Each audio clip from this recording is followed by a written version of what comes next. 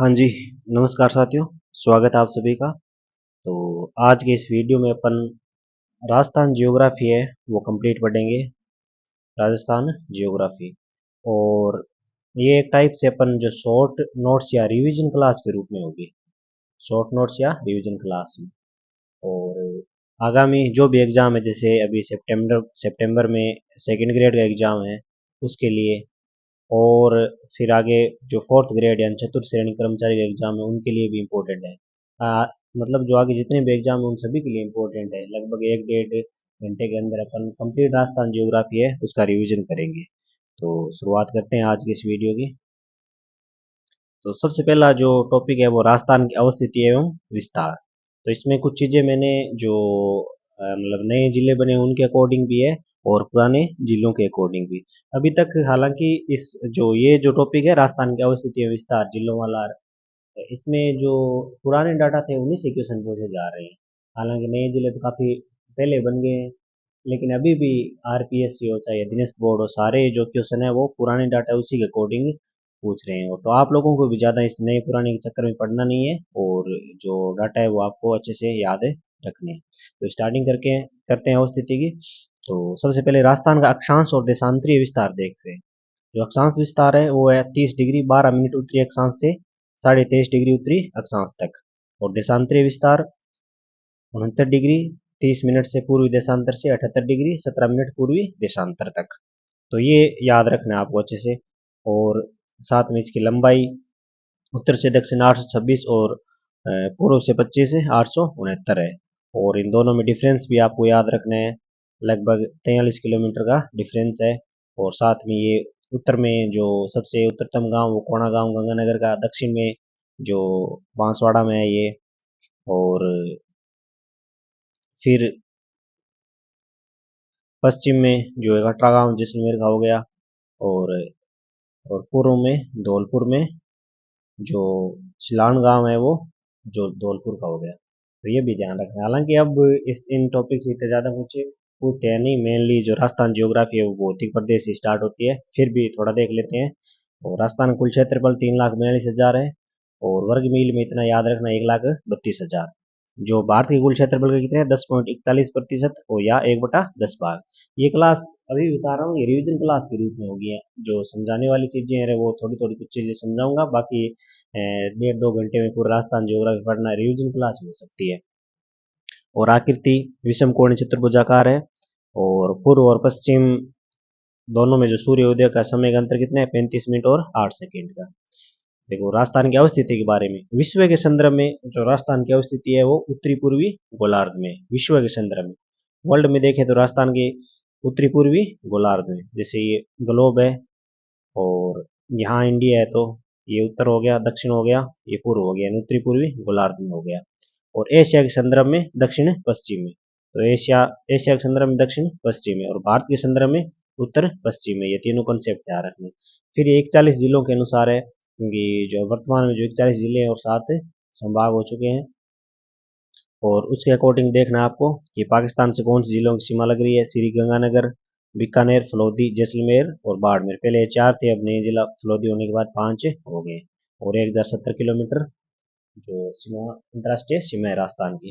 फिर पंजाब के साथ 89 किलोमीटर और 2 जिले हैं, गंगानगर और मानगढ़। हरियाणा के साथ 8 जिले हैं और 1262 किलोमीटर सीमा लगती है। और उत्तर प्रदेश 870 और 3 जिले। वैसे मध्य प्रदेश 1600 और 10 जिले। ये कौन से, हालांकि अब इन जिलों से ऐसे प्रश्न नहीं पूछे जाते हैं। तो फिर आगे राजस्थान की कुल जो स्थलीय सीमा की लंबाई 5920 किलोमीटर है, और इसमें 1070 किलोमीटर अंतर्राष्ट्रीय सीमा की लंबाई है। पाकिस्तान के साथ 1070 किलोमीटर अंतर्राष्ट्रीय सीमा है, जिसमें कितने जिले स्थित है 5 जिले हैं, जैसलमेर, बाड़मेर, गंगानगर, बीकानेर। और नया जिला कौन सा हो गया, लोधी हो गया। फिर ये जो रेड क्लिफ लाइन है वो कहाँ से स्टार्ट होती है, गंगानगर एक गांव है, हिंदूमल कोट से स्टार्ट होके, और जो बाड़मेर का जो बाकासर गांव है या नागल गांव है वहां तक विस्तृत है। और अंतर्राज्यीय सीमा पर राजस्थान के कुल 25 जिले हैं। कितने जिले हैं, अंतर्राज्यीय सीमा पर 25 जिले हैं। सर्वाधिक लंबी अंतर्राज्यीय सीमा झालावाड़ की है, और सबसे कम लंबी बाड़मेर की है जो गुजरात से लगती है। इसके अलावा अंतर्राष्ट्रीय या अंतर्राज्य किसी भी प्रकार की सीमा बनाने वाले जिलों की संख्या 28 जिले। 28 जिले ऐसे हैं जो अंतर्राज्य या अंतर्राष्ट्रीय सीमा बनाते हैं। 5 तो अंतर्राष्ट्रीय हो गए, 23 अंतर्राज्य वाले हो गए। और और ऐसे जिले भी है जो किसी भी प्रकार की सीमा नहीं बनाते, यानी आंतरिक जिले वो कितने हैं, 13 है। ये ध्यान रखना आप, कौन कौन से, पाली है, राजसमंद है, अजमेर है, नागौर है, जोधपुर है, टोंक है, बूंदी, दौसा, जयपुर, इनका आप ध्यान रखना।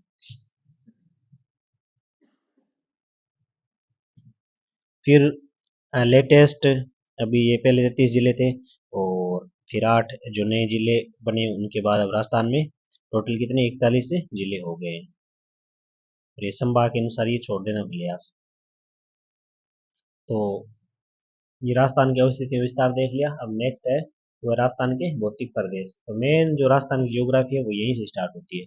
राजस्थान को सामान्यतः 4 भौतिक प्रदेश है। कौन से है 4? एक तो उत्तर पश्चिमी मरुस्थलीय प्रदेश, दूसरा अरावली। कितने भौतिक प्रदेश है राजस्थान के? टोटल 4 है, जिनमें एक तो ये मरुस्थलीय प्रदेश हो गया, और यहीं बीच में क्या होगी, अरावली हो गई। ये मरुस्थलीय प्रदेश, ये अरावली हो गई, और साथ में ये जो हाड़ौती वाला एरिया हो गया, और ये पूर्वी मैदानी प्रदेश हो गए। 4 भौतिक प्रदेशों में बांटा गया राजस्थान को। और अब इनका यहाँ से अक्सर प्रश्न पूछा जाता है। प्रश्न मतलब क्षेत्रफल, जनसंख्या, मतलब उत्पत्ति किससे हुई है, इन सारों को रिलेटेड करके पूछ सकते हैं। तो क्षेत्रफल कितना है उत्तर पश्चिम मरुस्थल का? 61.11%, जो सबसे बड़ा भौतिक प्रदेश है। और सबसे छोटा दक्षिणी पूर्वी पठारी प्रदेश है, 6.89। और पूर्वी मैदानी प्रदेश 23%, और मध्य अरावली 9%। इनमें जनसंख्या सबसे ज़्यादा 40% जनसंख्या उत्तर पश्चिमी मरुस्थलीय प्रदेश में, फिर पूर्वी मैदानी प्रदेश में, और फिर दक्षिणी पूर्वी पठारी प्रदेश में, और सबसे कम मध्य अरावली में। उत्पत्ति आपको ध्यान रखनी है। तो मरुस्थलीय प्रदेश उन सभी की उत्पत्ति किसे? 33 सागर से, और अरावली गोंडवाना लैंड से, और दक्षिण पूर्वी पठारी प्रदेश है वो भी गोंडवाना लैंड से, और पूर्वी मैदान वो भी 33 सागर से। यानी दो तो 33, जो 33 सागर है उससे हो गए मरुस्थलीय प्रदेश और पूर्वी मैदान, और गोंडवाना लैंड से मध्य अरावली और दक्षिण पूर्वी पठारी प्रदेश। जलवायु कैसी? यहाँ शुष्क है ही, और सबसे ज़्यादा अति आर्द्र जो आड़ती के पठार है वहाँ अति आर्द्र जलवायु है, और आर्द्र पूर्वी मैदान में, और उपार्द्र मध्यवर्ती अरावली प्रदेश में। और मृदा भी साथ में याद रखना है आपको, यहाँ मिट्टी वाला टॉपिक भी क्लियर हो देखो। रेतीबल, जो रेतीली बलुई मिट्टी है वो है जिसे एरिडोसोल्स या एंटीसोल्स कहते हैं। और यहाँ इंसेप्टिसोल यानी जो भूरी लाल कंकरीली है। पूर्वी मैदान में जलोढ़ है जिसे एल्फिसोल बोलते हैं। और आड़ती का जो पठार है या दक्षिण पूर्वी पठार है वहाँ काली मृदा जिसे वर्टिसोल बोलते हैं। और बारिश का भी 20 से 50 सेंटीमीटर, और सबसे ज़्यादा दक्षिण पूर्वी पठारी प्रदेश 80 से 120 सेंटीमीटर। तो इस टेबल को आप अच्छे से याद कर लें। और फिर एक एक करके जो भौतिक प्रदेश है उनको पढ़ते हैं। सबसे पहले है उत्तर पश्चिमी मरुस्थलीय प्रदेश, और इसका निर्माण 33 सागर से इसकी उत्पत्ति हुई। कौन से काल में? टर्सरी काल में। और थार का मरुस्थल कहते हैं। 15 जिलों में विस्तार है, क्योंकि अब डीडवाना कुचामन ये नया जिला हो गया, बालोतरा हो गया, हाँ, मोदी हो गया। पहले 12 थे, अब 3 नए जिले हो गए तो 15 हो गए। इसकी औसत ऊंचाई कितनी है? 300 मीटर। ये ऐसे पॉइंट आपको याद रखने हैं। और ढाल दक्षिण पश्चिम की ओर है। ढाल कैसे है? दक्षिण पश्चिम की ओर है। जो मरुस्थलीय प्रदेश है इसका ढाल कैसे है? दक्षिण पश्चिम की ओर है। दक्षिण पश्चिम की ओर, क्योंकि लूनी नदी इस साइड ही बहती है। जो नदियां हैं, गगर नदी हो गई, फिर ऐसे। और बाकी जो विश्व के मरुस्थल है उनमें सबसे ज़्यादा यहाँ जैव विविधता पाई जाती है।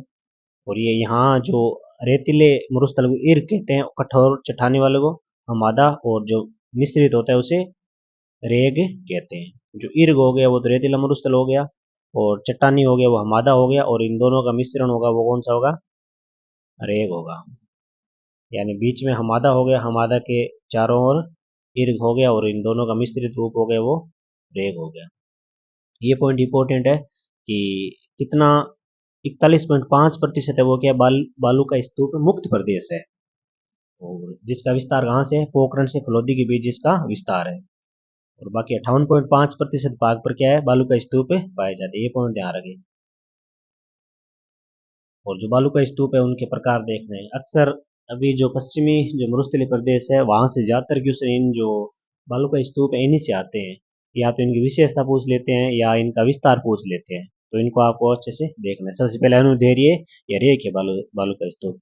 ये हवा की दिशा के समानांतर बनता है, जिस दिशा में हवा चल रही है उसी दिशा में ये रेत के टीले बनते जाते हैं।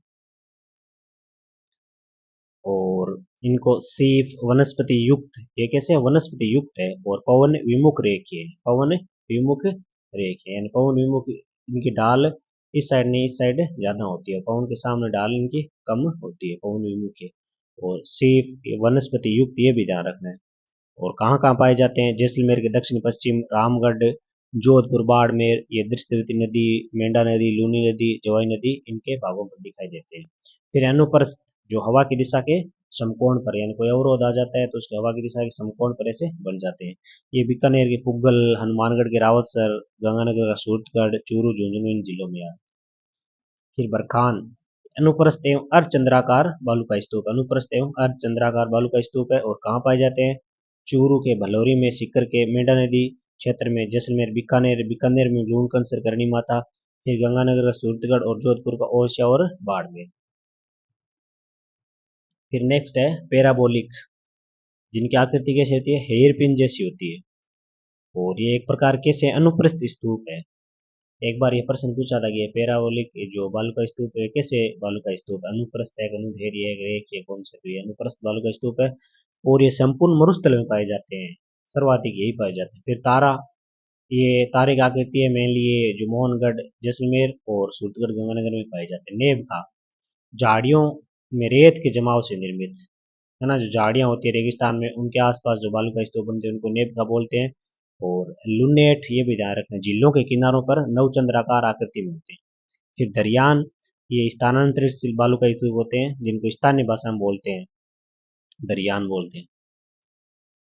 फिर कुछ स्थलाकृतियां जैसे थलिया ढांड किसे बोलते हैं, बालू का स्तूपों के बीच गर्तनुमा भाग हो गया, या दो साइडों में बालू का स्तूप है और उनके बीच में जो गर्तनुमा भाग है उसे क्या बोलते हैं, थली बोलते हैं। फिर तली सर या मरो, ये ध्यान रखना, तली सर या मरो, ये मरुस्थल में निचली भूमि को तली सर या मरो कहते हैं, जिसमें वर्षा का जल एकत्रित हो जाता है और अस्थायी झीलों या टाट या रन का निर्माण होता है। आप देख सकते हो ये, है ना, ये पलाय झीलें हो गई, ये जो बालू का स्तूप हो गए, उनके बीच में नीचे वाला क्षेत्र है, यहाँ पानी क्या हो गया, इकट्ठा हो गया। और कंकड़ पत्थर होते हैं उसे बाजता बोलते हैं, उसे क्या बोलते हैं, बाजता। और जो बालसन क्या हो गया, जो मरुस्थल में पहाड़ियों से घिरा बेसिन है वो क्या हो गया, बालसन हो गया। पलाया, जो बालसन के मध्य स्थित समतल लवणीय भाग वो क्या हो गया, पलाया हो गया। और बालसल, जो पहाड़ियों से घिरा भाग में। पेडीमार्ट, पहाड़ियों के अग्रभाग में मंद ढाल वाला भाग, ये क्या हो गया, पेडीमार्ट। और बाजदा, पेडीमार्ट व पलाया के बीच मोटे कंकड़ पत्थरों का जमाव क्षेत्र क्या हो गया, बाजदा। तो ये आपको इस जो चित्र है इससे स्पष्ट हो रहा है कि पलाया क्या है, पलाया जो बालसन के मध्य का भाग है, ये जो निचला भाग है ये हो गया। और पहाड़ियों से घिरा क्षेत्र बालसन हो गया, इसका जो अग्र भाग है वो पेडीमांट होता है। और पेडीमांट और पलाया के बीच में जो कंकड़ पत्थर वाला हिस्सा है वो क्या हो गया, बाजदा। रोही, पश्चिमी मरुस्थलीय प्रदेश में अरावली के पर्वतपदीय भागों में वर्षा जल द्वारा जलोढ़ मिट्टी के जमाव से निर्मित उपजाऊ मैदानी क्षेत्र को क्या कहते हैं, रोही कहते हैं। फिर इनशेलबर्ग, ये अवशिष्ट पहाड़ियाँ यानी जो कटी फटी पहाड़ियाँ ये है, और ये आबू पर्वत खंड जालोर बाड़मेर में पाई जाती है। हम आधा अब ऊपर ने पढ़ लिया, ये रहेगी ये सारा ऊपर पढ़ लिया। इस मरुस्थल में जोधपुर में परमियन कार्बोनिफेरस काल के बाह बोल्डर्स हिमानी की विशेषता से युक्त है, ये पॉइंट याद है। जोधपुर में बाह बोल्डर्स मिले हैं जो मतलब हिम के अवशेष से मिले हैं, कौन से काल के हैं, परमियन कार्बोनिफेरस काल के। और जैसलमेर के आक्कल व ब्रह्मसर से समुद्री निक्षेप हैं जुरेसी काल के, और कितने वर्ष पुराने, ये भी प्रश्न पूछा, 18 करोड़ वर्ष पुराने और वनस्पतियों जीवाश्म से युक्त है ये। फिर जैसलमेर के लाठी क्षेत्र कैसे अवसादी चट्टाने हैं और सरस्वती नदी के अवशेष है और जल भंडारों से युक्त है, जैसलमेर का जो लाठी क्षेत्र है ना वो। और यहाँ चांदन नलकूप उसे थार का गढ़ा कहते हैं। और सेवन, ये घासें पाई जाती है, अंजन है, लिलोण है ये। 50 सेंटीमीटर समवर्षा रेखा, ये उत्तर पश्चिम मरुस्थल को पूर्व सीमांकन करने अरावली से क्या करती है, अलग करती है। जो 50 सेंटीमीटर वर्षा रेखा ये क्या करती है, अरावली को अलग करती है। यानी बीच में यहाँ से 50 सेंटीमीटर वर्षा रेखा, इस साइड तो ये मरुस्थलीय प्रदेश हो गया और इस साइड यहाँ से अरावली स्टार्ट हो गई। तो ये भौतिक प्रदेश आप देख सकते हो। पश्चिमी शुष्क रेतीला मैदान। और ये भी जो मरुस्थल प्रदेश है, इसको भी 25 सेंटीमीटर जो वर्षा रेखा है ये दो भागों में बांटती है। कितने भागों में? दो। इसके जो पश्चिम है वो तो एकदम शुष्क हो गया, और जो इसके पूर्व में वो कैसा हो गया? अर्ध शुष्क। फिर अर्ध शुष्क जो मरुस्थलीय प्रदेश उसको चार भागों में बांटते हैं वापस। जैसे ऊपर गगर का मैदान हो गया, फिर ये शेखावटी का आंतरिक प्रवाह वाला, नागौरी उच्च भूमि हो गई, और गोडवाड़ बेसिन या लूनी बेसिन। और फिर ये 50 सेंटीमीटर जो संवर्षा रेखा है ये अरावली और पश्चिमी मरुस्थलीय प्रदेश को अलग करती है। अरावली भी दक्षिण अरावली, मध्य अरावली और उत्तरी अरावली। फिर आता है पूर्वी मैदानी प्रदेश, उसको भी बनास, बाणगंगा बेसिन, चंबल बेसिन या जो छप्पन का मैदान या मध्यमाही बेसिन, तीन भागों में बांटते हैं। और फिर आ गया दक्षिण पूर्वी पठारी प्रदेश, जिसे विंध्य कगार भूमि, ये ध्यान रखना ये कौन से जिलों में? सवाई माधोपुर, कोटा, बूंदी, इन जिलों में। और फिर दक्कन का लावा पठार, दक्कन लावा पठार।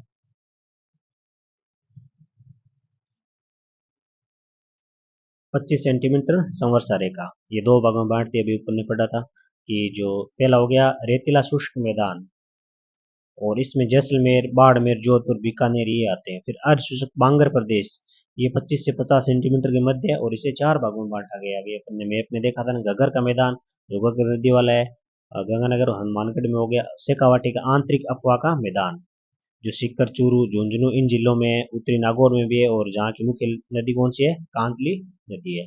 फिर है नागौर उच्च भूमि, और ये नागौर जिले में है, और 450 मीटर ऊंचा बाग है। और नागौर व अजमेर जिले का कुछ भाग जहाँ के, वहाँ क्या है, जो भूगर्भीय जल है उसमें क्या है, फ्लोराइड की मात्रा अत्यधिक पाई जाती है, इसलिए वहाँ कुब्बड़ व बांका पट्टी कहलाते हैं। और यहाँ बहुत सारी खारे पानी की झीलें हैं। नेक्स्ट है लूनी बेसिन या गोडवार बेसिन, और ये पाली, दक्षिण जोधपुर, दक्षिणी बाड़मेर, जालोर जिलों में पाया जाता है। और इसका जो दक्षिणी पश्चिमी भाग है जालोर जिले में नेड़ा या नेहड़ के नाम से जाना जाता है। ये पूछ सकते हैं नेहड़ या नेड़ा क्या है। यहाँ बाड़मेर के सिवाना में गोलाकार पहाड़ियाँ हैं। बाड़मेर के सिवाना में गोलाकार पहाड़ियाँ जिन्हें क्या बोलते हैं? छप्पन की पहाड़ियाँ बोलते हैं। और यहाँ नाकोड़ा पहाड़ी भी स्थित है। फिर नेक्स्ट जो सेकेंड भौतिक प्रदेश है वो है मध्य अरावली प्रदेश। और अरावली से ज्यादातर क्वेश्चन कैसे आते हैं? इनकी चोटियों के, ये कौन सी चोटी किस जिले में है, और प्लस उसकी ऊंचाई। और साथ में एक चीज ये भी याद रखनी होती है कि मतलब कौन सी अरावली के कौन से भाग में है। जो अरावली के तीन भागों में, मध्य अरावली, उत्तरी अरावली या दक्षिणी अरावली में, तो इस टाइप के क्वेश्चन बनते हैं। तो इसमें ये क्या है? विश्व की प्राचीनतम वलित पर्वत श्रेणी है, और इसकी तुलना, इसका जो समकालीन पर्वत है वो कौन सा है? अपलेशियन पर्वत है जो यूएसए में है। और इसका निर्माण प्री कैम्ब्रियन काल में हुआ था। कौन सा? प्री पैलियोजोइक काल में। और ये पालनपुर गुजरात से लेके रायसीना हिल्स दिल्ली तक है, और इसकी लंबाई कितनी है? 692 किलोमीटर है। और राजस्थान में 550 किलोमीटर इसकी, मतलब राजस्थान में एंट्री है सिरोही से खेतड़ी या झुंझुनू के बीच, 550 किलोमीटर टोटल, 692 में। जैसे कथन देके दे सकते हैं राजस्थान में इसकी लंबाई 692 किलोमीटर, तो ये क्या होगा? गलत है कथन होगा। और विस्तार के ये जिले हैं। और इसकी औसत ऊंचाई कितनी है? 930 मीटर है। वो तीन भागों में बांटा गया। सबसे पहले दक्षिण अरावली, सबसे ज्यादा ऊंची यही है। सिरोही है, उदयपुर है, राजसमंद जिलों में विस्तृत है। और अरावली की क्या सबसे ज्यादा ऊंचाई व चौड़ाई इसी क्षेत्र में है।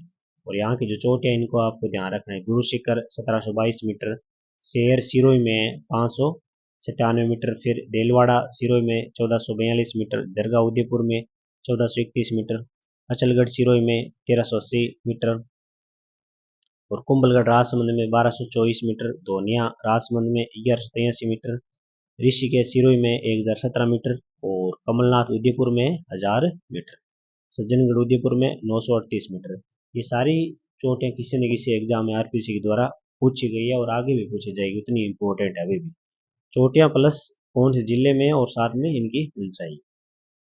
इनकी ट्रिक तो कोई नहीं होती, ट्रिक से वैसे कोई याद भी नहीं रहती। बार बार यही है कि थोड़ा बार बार पढ़ेंगे तो अपने आप चीज़ें याद हो जाएगी। आप मतलब जो जिले वाइज वो भी याद कर सकते हो। अगर आप सिरोही में कौन सी चोटी है, उदयपुर में कौन सी, ऐसे।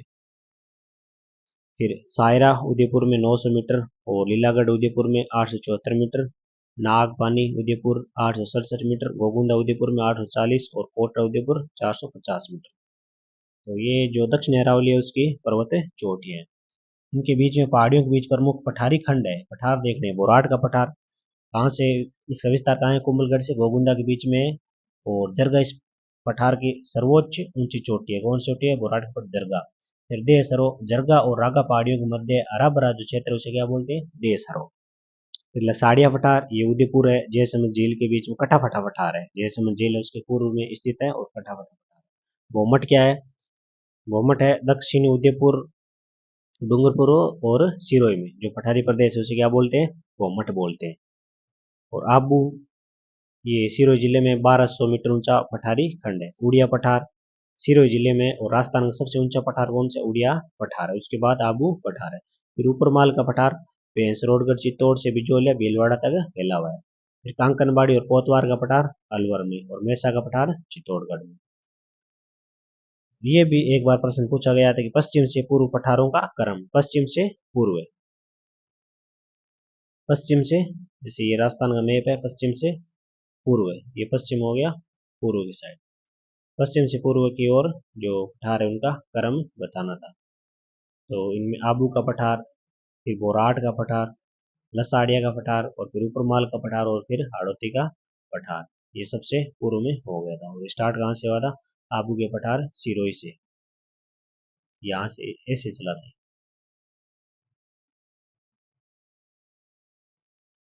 फिर दक्षिण अरावली उसके कुछ स्थानीय नाम है, जैसे गिरवा। उदयपुर में जो तस्तरी नुमा पहाड़ियां हैं, तस्तरी आकार के ऐसे, उनको क्या बोलते हैं? गिरवा बोलते हैं। बाकर, बाकर क्या है? सिरोही जिले में उबड़ खाबड़ कट्टा नुमा भाग है, उसे क्या बोलेंगे? बाकर बोलेंगे।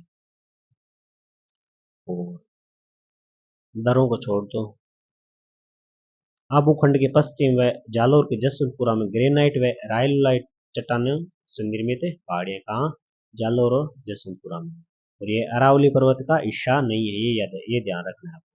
अरावली पर्वत का हिस्सा नहीं है। और यहाँ कुछ पर्वत है, कौन से? जो जालौर में ग्रेनाइट से युक्त जो पहाड़ियां उनमें कौन? डोरा पर्वत 869, फिर इसराना बाकर 839, रोजा बाकर 830, और जारोल बाकर 588।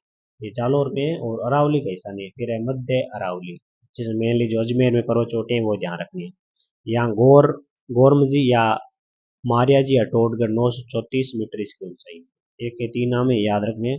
फिर तारागढ़ 873 मीटर, और नाग पहाड़ 795 मीटर चोटियां हैं, और यहाँ ये दरे हैं। फिर मेरवाड़ा पहाड़ियाँ, ये अजमेर में स्थित पहाड़ियाँ जो मारवाड़ मैदान को मेवाड़ के उच्च पठार से अलग करती है। मध्य अरावली, जो मारवाड़ का जो मैदान है उसको मेवाड़ के उच्च पठार से अलग करती है, उनको बोलते हैं मेरवाड़ा की पहाड़ियाँ। नेक्स्ट है उत्तरी अरावली, ये जयपुर, अलवर, सीकर, झुंझुनू इन जिलों में है। और ये चोटियाँ मेन मेन जो रघुनाथगढ़ सीकर 1055, हो 920, बरोच 792, फिर बब्बाई झुंझुनू में है 780, और बिलाली अलवर में 775, बेराठ जयपुर की हो गई, और सिरवासा अलवर की।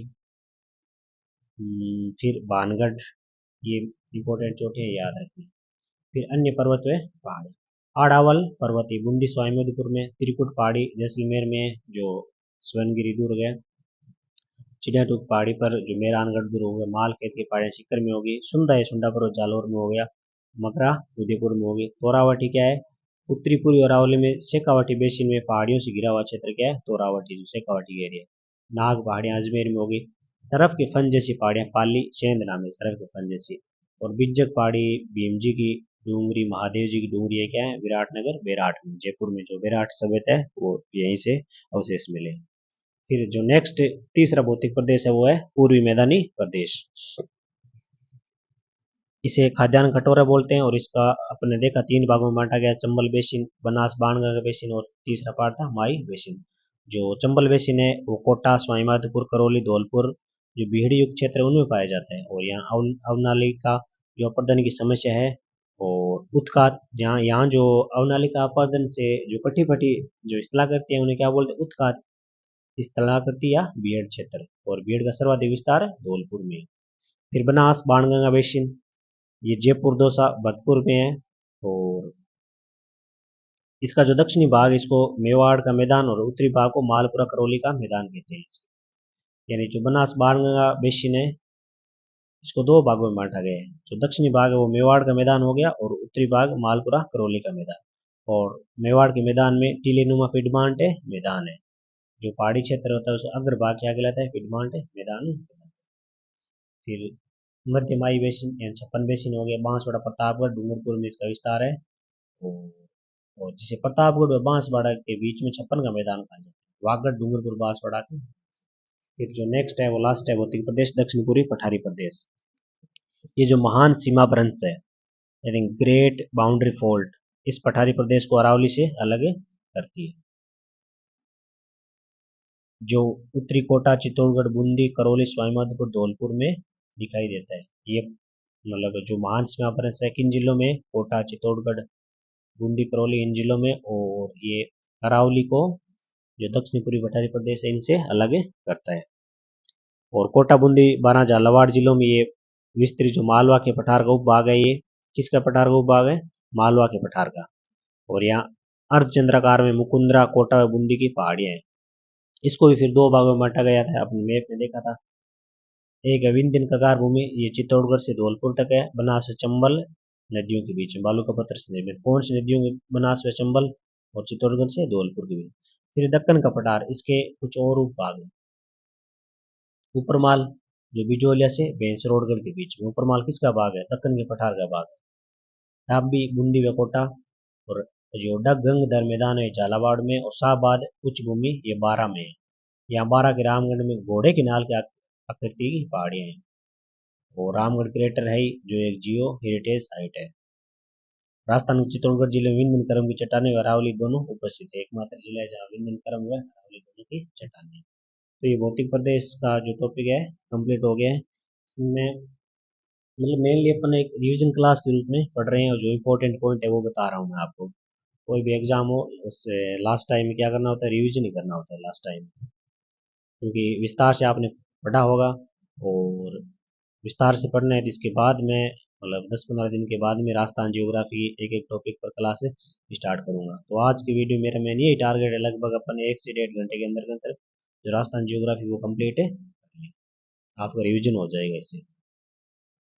फिर नेक्स्ट टॉपिक है राजस्थान की जलवायु। राजस्थान की जलवायु कैसी है? आर्द्र शुष्क एवं शुष्क है, और परंतु अरावली के पूर्व में उपार्द्र और आर्द्र है। यानी ये राजस्थान है, इसके जो अरावली के पश्चिम में तो यहाँ तो शुष्क हो गई, यहाँ अशुष्क हो गई, बाकी इस एरिया में उपार्द्र होगी और इस एरिया में आर्द्र होगी। 4 प्रकार की जलवायु एक ही स्टेट में। ये विशेषताएं याद रखने की, वार्षिक वर्षा सामयिक व क्षेत्रीय वितरण अत्यधिक असमान है, वर्षा अनियमित और असमान वर्षा होती है यहाँ। और जो उत्तर पश्चिमी मरुस्थल में दैनिक मासिक व वार्षिक तापांतर क्या होता है? अत्यधिक उच्च होता है। फिर नेक्स्ट है जो राजस्थान की जलवायु को प्रभावित करने वाले कारक कौन से? अक्षांशीय स्थिति हो गया पहला, जो उत्तर रेखा है वो भी राजस्थान की दक्षिण से होकर गुजरती है। और फिर नेक्स्ट हो गया समुद्र से दूरी महाद्वीपीयता, यानी जो समुद्र के पास जो स्टेट होंगे, जैसे ये भारत के जो दक्षिणी स्टेट है, यहाँ समकारी जलवायु पाई जाएगी, यानी सर्दी और गर्मी में ज़्यादा अंतर नहीं होगा। और राजस्थान में जो महाद्वीपीयता यानी समुद्र से दूरी ज़्यादा है, इसलिए समकारी जलवायु नहीं पाई जाती है। ऊंचा हुआ समुद्र से ऊंचाई, जिनकी हाइट ज़्यादा होगी वहाँ टेम्परेचर कम होगा, वायुदाब अधिक होगा। और फिर अरावली पर्वत की दिशा, और फिर मानसून चक्रवात हवाएं, और धरातल का स्वरूप यानी मिट्टी कैसी है, रेतीली है। ये सारे जो पॉइंट है ये राजस्थान की जलवायु को प्रभावित करते हैं। मेनली जो जलवायु का टॉपिक है ना, यहाँ से ज़्यादातर आरपीसी ने अभी तक जो कोपेन का जलवायु वर्गीकरण है वो पूछते हैं। और उसके अलावा जो एक 5 भागों में राजस्थान की जलवायु को बांटा गया है, वे शुष्क है, अर्धशुष्क है, फिर उपार्द्र इत्यादि इस प्रकार से। तो ये जो 2 पॉइंट है, इन पॉइंटों से ज़्यादा प्रश्न पूछे जाते हैं। फिर ऋतुएं, ग्रीष्म ऋतु हो गई, यहाँ टेम्परेचर सबसे ज़्यादा होता है, और इस कारण जो मरुस्थलीय प्रदेश है निम्न दाब का केंद्र बन जाता है, और वो भारत में क्या करता है? मानसूनी जो हवाएं उनको आकर्षित करता है। और यहाँ वायु सहवन के कारण आंधी की उत्पत्ति होती है। एक बार प्रश्न पूछा था ये राजस्थान में आंधी कैसे उत्पन्न होती है? वायु सहवन, यानी मतलब टेम्परेचर ज़्यादा होगा तो हवा क्या होगी? गर्म होगी तो हवा ऐसे ऊपर उठेगी, जिसे क्या बोलते हैं? वायु सहवन। और सर्वाधिक आंधियां गंगानगर में चलती है। समुद्री आर्द्र हवाओं के आने से चक्रवाती दशाएं बनकर कई बार मानसून पूर्व की वर्षा भी होती है। ये वर्षा ऋतु जो जून से सितंबर कुल वार्षिक वर्षा का 90 से 95% इसी ऋतु में होता है राजस्थान में, जो वर्षा ऋतु है इसी में। और यहाँ राजस्थान में इस टाइम निम्न दाब होता है, इसलिए जो हिंद महासागर से दक्षिणी पश्चिमी मानसून की हवाएं हैं वो राजस्थान की ओर आकर्षित है, मतलब भारत की ओर आकर्षित होती है, जो दो भागों में बंटी होती है। एक तो अरब सागर की शाखा, और तो ये तो अरावली के समांतर होने के कारण सिरोही जिले के कुछ भागों को छोड़कर शेष राजस्थान में वर्षा नहीं कर पाती है। यानी ये राजस्थान है और यहाँ बीच में अरावली है। तो ये जो अरब सागर की शाखा है तो इस प्रकार से आती है। तो ये अरावली के समांतर होके आगे जो अदर स्टेट है, पंजाब है, हरियाणा है, फिर हिमाचल प्रदेश, वहाँ चली जाती है। राजस्थान में बारिश कम होती है। और जो बंगाल की खाड़ी की शाखा है वो इस साइड से आती है, ये अरावली से टकराकर जो पूर्वी राजस्थान है वहाँ बारिश करती है।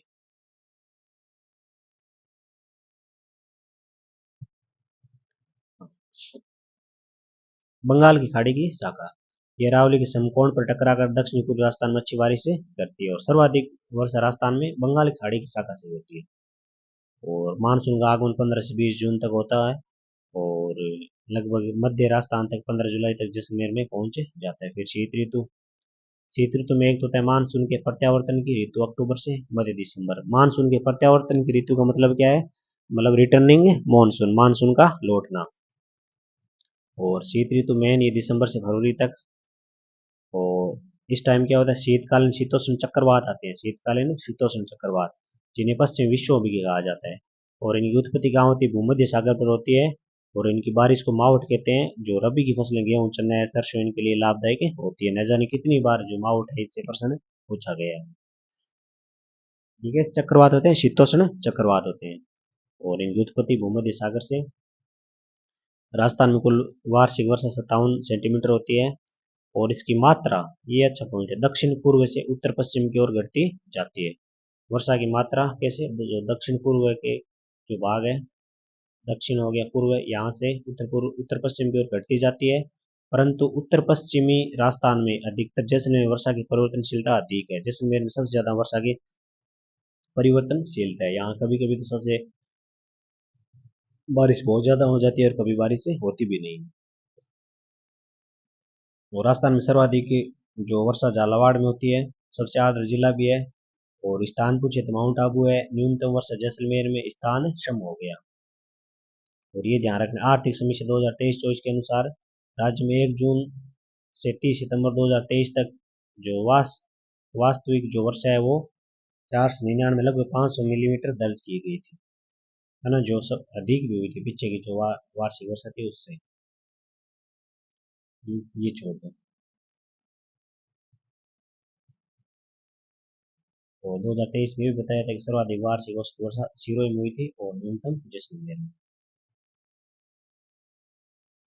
सर्वाधिक दैनिक तापांतर जैसलमेर में और सर्वाधिक वार्षिक तापांतर चूरू में। और वर्षा कम होने का कारण क्या है, अरावली की अवस्थिति है। अरावली से जो मानसूनी हवाएं उनके समानांतर है, फिर समुद्र से दूरी ज़्यादा है, और वनस्पति का अभाव है, क्योंकि ये पश्चिम का एरिया मरुस्थलीय हो गया। और अरावली की ऊंचाई क्या है, कम है, जो हवाओं को आकर्षित कर सके और छायावन क्रिया के द्वारा बारिश करवा सके। फिर जलवायु का सामान्य वर्गीकरण, एक तो ये इंपॉर्टेंट है, 5 भागों में बांटा गया है। आधार क्या है, वर्षा की मात्रा। पहला हो गया शुष्क जलवायु प्रदेश, अर्ध शुष्क जिसे स्टेपी बोलते हैं। और तीसरा हो गया उपार्द्र जलवायु, आर्द्र और अति आर्द्र।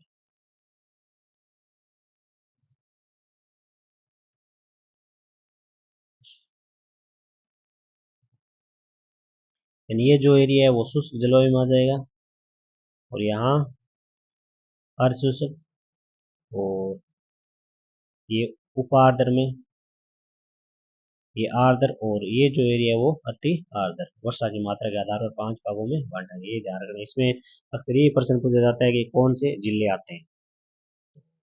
शुष्क में जैसलमेर, बाड़मेर, गंगानगर, चूरू आते हैं। और अर्ध शुष्क या स्टेपी जलवायु, जहाँ वर्षा 20 से 40 सेंटीमीटर होती है, जालौर, पाली, जोधपुर का पूर्वी भाग, नागौर, सीकर, झुंझुनू में। और उपार्द्र में 40 से 60, सीकर, जयपुर, दौसा, अजमेर, यह धार। आर्द्र 60 से 80, जो अलवर, भरतपुर, धौलपुर, करौली, सवाई माधोपुर, टोंक, बूंदी, ध्यान रखना आड़ती में नहीं आता है। मतलब जो अति आर्द्र वाला प्रदेश है उसमें नहीं आता है, ये आर्द्र प्रदेश में आता है। अति आर्द्र में 80 सेंटीमीटर से अधिक, जो कोटा 12, झालावाड़ 3 तो हो गए, लेकिन बूंदी आर्द्र में आता है। फिर बांसवाड़ा, डूंगरपुर, सिरोही, उदयपुर, चित्तौड़गढ़। ये टेबल है, ये मैं अलग से टेलीग्राम पर अपलोड कर दूंगा। इसकी जो मतलब क्लियर नहीं दिख रहा है इसमें। पहला तो ये जलवायु प्रदेश बता रखे हैं इसमें, तो ये 5 हो गए। जैसे पोपे ने AW बोला था, जो ज़्यादा बार अति जो उष्णकटिबंधीय क्षेत्र था। फिर ये BSSW हो गया, फिर BWSW, फिर CWG। तो इसकी जो PDF है वो मैं टेलीग्राम पर क्लियर PDF है वो मतलब पिक है वो भेज दूंगा।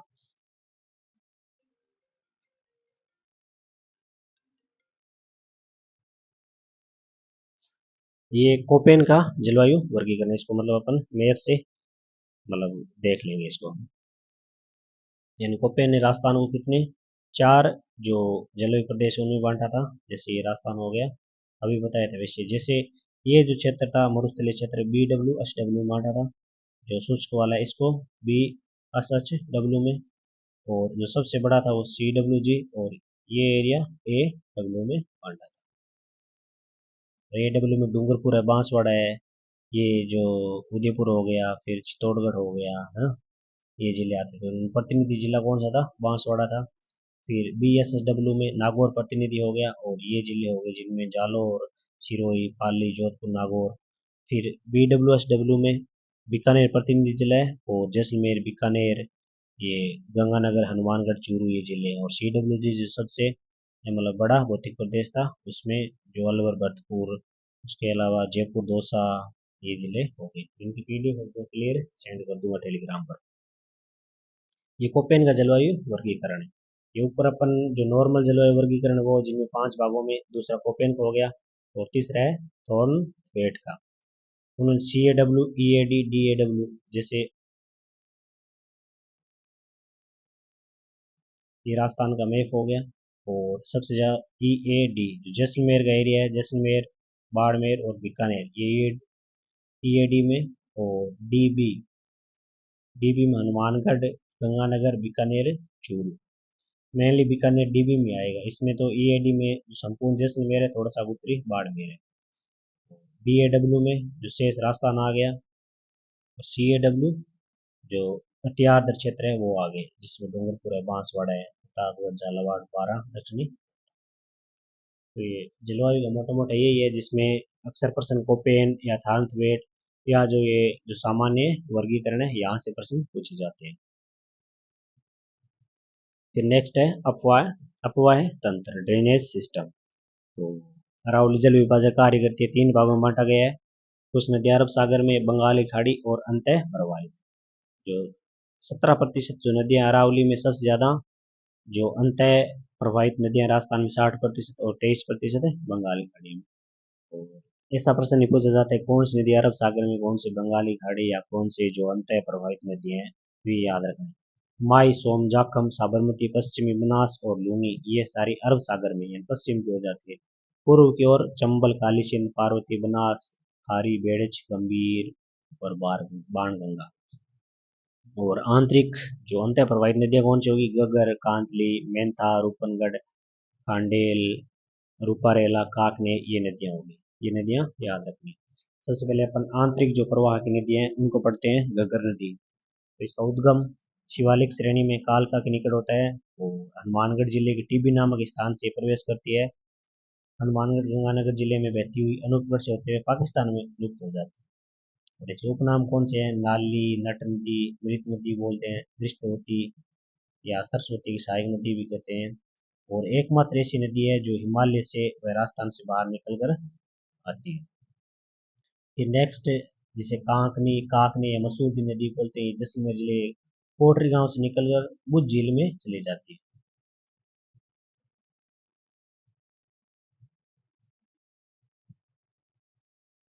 और ये आंतरिक अपवाह की सबसे छोटी नदी है सबसे।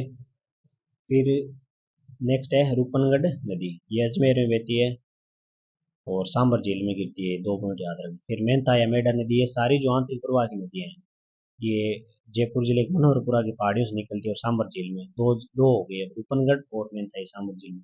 फिर कांतरी नदी, ये खंडेला के पहाड़ियों से निकलती है, सिकरजुंद में प्रवाहित होती है, और फिर चूरू के निकट लुप्त हो जाती है, जिससे इसका जो बहाव क्षेत्र है इसको तोरावटी या कहते हैं, और गणेश्वर सभ्यता इसी किनारे स्थित है। फिर साबी या साहिबा नदी, ये सीकर, जयपुर और सेवर की पहाड़ियों से निकलती है। नदियों में जो नदी वाला टॉपिक है, इससे अक्सर कौन कैसे प्रश्न पूछे जाते हैं। एक तो ज्यादातर आज तक प्रश्न जो सहायक नदियां उन्हीं से पूछे गए हैं, कि एक साइड नदी लिख देंगे, दूसरी साइड सहायक नदियों का मिलान पूछ लेंगे। और इसके अलावा भी जो लेटेस्ट आरपीसी पैटर्न चेंज किया उसमें कुछ नदियों की विशेषताएं पूछते हैं। विशेषताओं का मतलब एक तो इनका कोई उद्गम स्थान डाल देंगे, या इनका कौन सा प्रवाह क्षेत्र है, और सहायक नदियां हैं, ये मतलब 3-4 पॉइंट एक साथ देके प्रश्न बनाते हैं।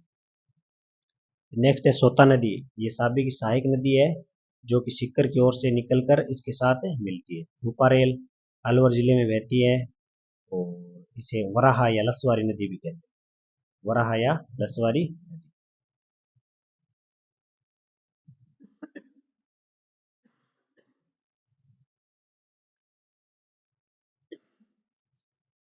नेक्स्ट है बंगाल की खाड़ी की नदियाँ, जिनमें पहले पंचमल नदी को पढ़ेंगे, और ये राजस्थान की सबसे लंबी और एकमात्र वर्ष भर बहने वाली नदी है। और जनापाव की पहाड़ी से उद्गम होता है। ये कुन्नू, पार्वती, काली सिंध की सहायक नदी है। यह मध्य प्रदेश की विंध्याचल श्रेणी यानी जनाबाव की पहाड़ी से निकलती है, और मध्य प्रदेश राजस्थान इनसे फिर यमुना मिल जाती है। लंबाई का अक्सर नहीं पूछते हैं। और कोटा, चित्तौड़गढ़, बूंदी जिलों में प्रवाहित होती है। सवाईमाधोपुर, करौली, धौलपुर यानी इनकी सीमा बनाती हुई मध्य प्रदेश के साथ कैसी अंतर्राज्यीय सीमा बनाती है। और राजस्थान में चित्तौड़गढ़ जिले के 84 नामक स्थान से प्रवेश करती है। और फिर चित्तौड़गढ़ में चूलिया जलप्रपात भी बनाती है। सबसे लंबी नदी है राजस्थान में प्रवाहित होने वाली, तथा जल का प्रवाह करने वाली नदी है सर्वाधिक। चंबल नदी पर कुछ परियोजनाएं हैं, जैसे गांधी सागर बांध मंदसौर मध्य प्रदेश में प्रथम चरण बनाया गया था। राणा प्रताप सागर राउत बाटा चित्तौड़गढ़ में सर्वाधिक भराव क्षमता वाला है, द्वितीय चरण बनाया गया था।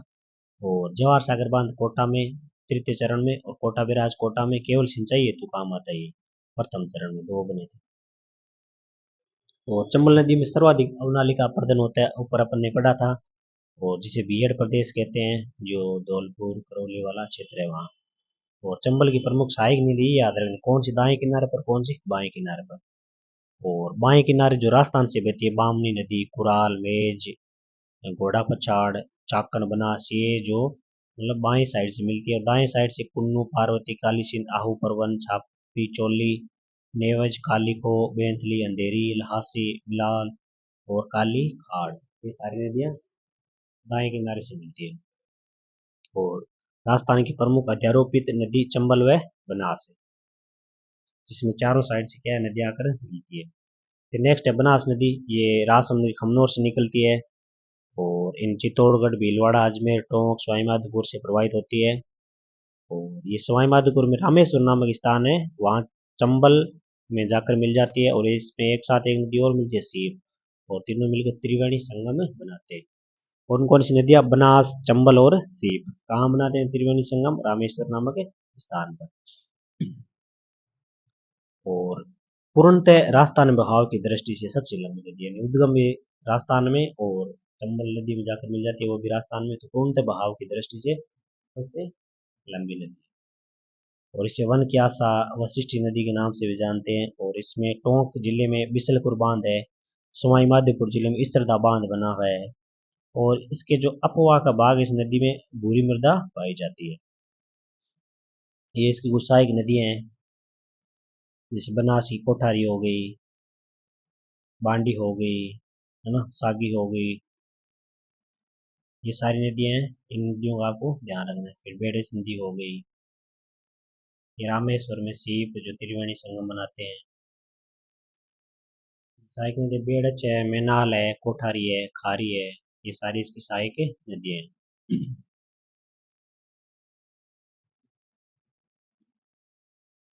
बेड़स नदी, ये उदयपुर में गोगुंदा की पहाड़ी से निकलती है, उद्गम आप ध्यान रखना बेड़स नदी का। और ये भीलवाड़ा जिले के बिगोद के निकट बनास में मिल जाती है। उदय सागर झील तक इसे क्या कहते हैं, आयड़ नदी कहते हैं। उद्गम से लेकर उदय सागर झील तक आयड़, उसके बाद इसको बेड़स नदी कहते हैं। उद्गम गोगुंदा की पहाड़ी से। फिर मैनाल, ये बिगोद के निकट भीलवाड़ा से निकलती है और ये भी बनास में जाकर मिल जाती है। और बनास, बेड़च और मेनाल त्रिवेणी संगम बनाती है। और इस मेनाल नदी पर कौन सा है? मेनाल जलप्रपात है जो भीलवाड़ा में। कोठारी नदी दिवेर नामक स्थान से निकलती है और ये बनास में जाकर मिल जाती है। और कोठारी नदी पर मेजा बांध है, कौन से जिले में? भीलवाड़ा में। फिर नेक्स्ट है खारी नदी, ये बिजराल गांव की पहाड़ियों से निकलती है राजसमंद से और बनास के साथ मिल जाती है। और इसकी सहायक नदी है मानसी, खारी की सहायक नदी मानसी है, ये बनास में मिलती है। फिर नेक्स्ट है बाण गंगा, जिसे अर्जुन की गंगा बोलते हैं, ये बेराट की पहाड़ियों से निकलती है और फिर यमुना में जाकर मिल जाती है। और इस नदी को कुछ उपनाम है, जैसे ताला या रूंडी नदी या गुम्फिर नदी भी बोलते हैं। करौली में स्थित पांच नबाद पांच नदियां, जिसमें भद्रावती, अट्टा, माची, बरखेड़ा, बेसावट। ये राजस्थान का सबसे बड़ा बांध है, मिट्टी से निर्मित सबसे बड़ा बांध है। पांचना बांध करौली में। पांच नदियां कौन सी है? भद्रावती, अट्टा, माची, बरखेड़ा और बेसावट। फिर गंभीर या उंटगर नदी, एक बार राजस्थान पुलिस में, मतलब राजस्थान कांस्टेबल का जो एग्जाम होता है उसमें पूछा था, उंटगर नदी कौन सी है? गंभीर नदी है। और ये करौली, भरतपुर, धौलपुर इन क्षेत्रों में बहती है। गंभीर की सहायक नदी कौन सी है? पार्वती नदी है। फिर ये बंगाल की खाड़ी का पढ़ लिया। अब नेक्स्ट है अरब सागर, जिनमें पहले माई नदी को पढ़ेंगे। और ये मध्य विंध्याचल श्रेणी में हिंद झील के निकट से निकलती है और राजस्थान में बांसवाड़ा जिले से खांदू नामक गांव से प्रवेश है और खंबात की खाड़ी में गिरती है। ये उल्टे यू अक्षर की आकृति बनाती है, यानी ऐसे प्रवेश करके ऐसे निकलती है, उल्टे यू अक्षर की आकृति बनाती है। राजस्थान में 171 किलोमीटर लंबाई है और ये जो नदी प्रवाहित होती है उसको क्या बोलते हैं? वागड़ या कांठल कहा जाता है और इसे वागड़ की या कांठल की गंगा भी कहते हैं। 56 बेसिन बनाती है जो प्रतापगढ़ और बांसवाड़ा के बीच में। और इस पर कुछ बांध भी है, जैसे बांसवाड़ा के बोरखेड़ा में माई बजाज साकर बांध है, बांसवाड़ा में काकदी पिकअप है और गुजरात में कडाना बांध है। और माई नदी के किनारे पर डूंगरपुर में बेणेश्वर या गलियाकोट नामक तीर्थ स्थल है। बेणेश्वर धाम डूंगरपुर में माई नदी के किनारे है और गलियाकोट भी माई नदी के किनारे। और माई नदी के साथ बेणेश्वर धाम में जो त्रिवेणी संगम है, सोम और जाखम, माई सोम जाखम, ये तीन नदियां त्रिवेणी संगम बनाती है यहाँ बेणेश्वर में। और यहाँ माघ पूर्णिमा को एक मेले का आयोजन होता है, जिसे आदिवासियों का कुंभ कहते हैं। माई की सहायक नदियां ये दोनों ध्यान रखनी, दाएं किनारे पर कौन सी? सोम जाखम इरू, जिसे एराव या मोरैन बोलते हैं। बाएं किनारे पर अन्नास चाप और हरण बोलते हैं। सोम नदी का उद्गम बिछमेड़ा की पहाड़ी उदयपुर से होता है और डूंगरपुर में सोम अंबा कमला परियोजना स्थित है। फिर जाखम छोटी सादरी प्रतापगढ़ से, और इस पर जाखम बांध है प्रतापगढ़ में, जो राजस्थान का सबसे ऊंचा बांध है। फिर साबरमती, इसके जो सहायक नदियां अक्सर प्रश्न पूछा जाते हैं, उदयपुर से निकलती है ये। और हातिमती, मेसवा, वेत्रक, महाजन, मानसी, वाकल से इसकी सहायक नदी, ये इंपॉर्टेंट है याद रखने, इसकी सहायक नदियां हातिमती, मेसवा, वेत्रक, महाजन, मानसी, वाकल से। फिर हाँ, पश्चिमी बनास ये सिरोही जिले के नया सानवारा नामक गांव से स्थान से निकलती है और कच्छ की खाड़ी में प्रवाहित होती है। माई नदी खंबात की खाड़ी में और पश्चिमी बनास कच्छ की खाड़ी में। फिर लूनी नदी अजमेर जिले के नाग पहाड़ियों से निकलती है और जहाँ से सागरमती नाम से, फिर पुष्कर की पहाड़ियों से सरस्वती मिल नदी निकलती है और ये दोनों जहाँ मिलती है उसे बोलते हैं लूनी नदी। और लूनी नदी भी कहाँ? कच्छ के रन में गिरती है। लूनी हो गई, पश्चिमी बनास हो गई, इसे साकरी नाम से भी जाना जाता है, ये इंपॉर्टेंट है। और उद्गम से जो बालोतरा तक इसका पानी मीठा, फिर आगे खारा हो जाता है। बाड़मेर की रंगाई छपाई उद्योग के कारण इस नदी का क्या जल प्रदूषित हो रहा है। और जोधपुर में लूनी नदी पर जसवंत सागर या पिचियाक बांध बना हुआ है। लूनी नदी के अफवाह क्षेत्र के अंतर्गत राज्य अफवाह क्षेत्र कितना आता है? 10.4% आता है। इसकी सहायक नदियां दाएं किनारे पर एकमात्र है जोजड़ी, सारी बाएं किनारे पर, इनको याद रखना, बांडी, गुइया, सुकड़ी, मीठड़ी, लीलड़ी, जवाई, ये सारी हारी, सागी। फिर जोजड़ी ये नागौर जिले की जो कुंदरू गांव है वहां से निकलती है। एकमात्र सहायक नदी है जो उद्गम अरावली से नहीं होता और दाएं किनारे पर मिलती है। बाकी जैसे ये बांडी नदी है, पाली जिले में उद्गम होता है और इसके ऊपर ये बांध इंपॉर्टेंट है, हेमावास बांध है पाली में बांडी नदी पर। सुकड़ी बांकली परियोजना को, बांकली बांध सुकड़ी नदी जालौर में। और फिर ये खारी शेरगांव से, सागी जालोर की जसवंतपुरा पहाड़ियों से, जवाई बांध जवाई नदी पर है जिसे मारवाड़ का अमृतसर कहते हैं। त्रिवेणी संगम अभी एक साथ देख लेते हैं कौन। बनास बेड़िस में नाल ये तीनों, बिगोद या मांडलगढ़ भीलवाड़ा में, सोमाई जाखम बेणेश्वर डूंगरपुर में, चंबल बनास सीप रामेश्वर सवाईमाधोपुर में और बनास डाई खारी राजमहल टोंक में। नेक्स्ट है राजस्थान की प्रमुख नदियों का अपवाय क्षेत्र जलग्रहण की दृष्टि, सबसे ज्यादा जलग्रहण बनास, लूनी, चंबल और माही। बलूचमा याद रख लेना, बैलूचमा, जिससे आपको याद रह जाएगा बलूचमा। इन बनास, लूनी, चंबल और माही कैसे अपवाय क्षेत्र की दृष्टि से। और जल उपलब्धता सबसे ज्यादा जल चंबल में, फिर बनास, फिर माई, फिर लूनी, फिर साबरमती। और बनास राजस्थान में पूर्णतः बहने वाली नदी है। अब नेक्स्ट है जिले, जो इम्पोर्टेंट जिले हैं वो पढ़ते हैं अपन। सांबर झील, ये जयपुर नागौर अजमेर में है और इसकी लंबाई 32 किलोमीटर है और चौड़ाई 3 से 12 किलोमीटर इसकी चौड़ाई है। ये देश के आंतरिक भागों में स्थित सबसे बड़ी खारे पानी की झील है। आंतरिक भागों, सर्वाधिक नमक उत्पादन करती है, देश का 8.7% नमक उत्पादन हो रहा है।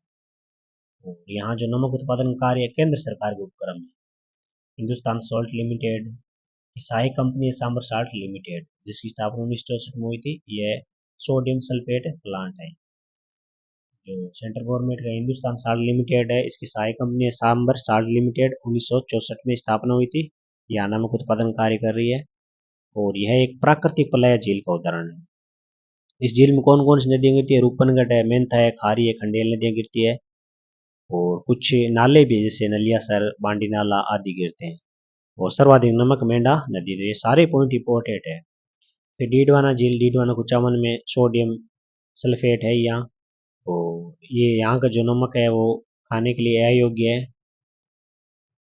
और यहाँ राजस्थान सरकार द्वारा यहाँ Rajasthan state chemical works limited की स्थापना की गई राजस्थान सरकार के। फिर पचभद्रा बालोतरा में है जिसमें 98% सोडियम क्लोराइड है।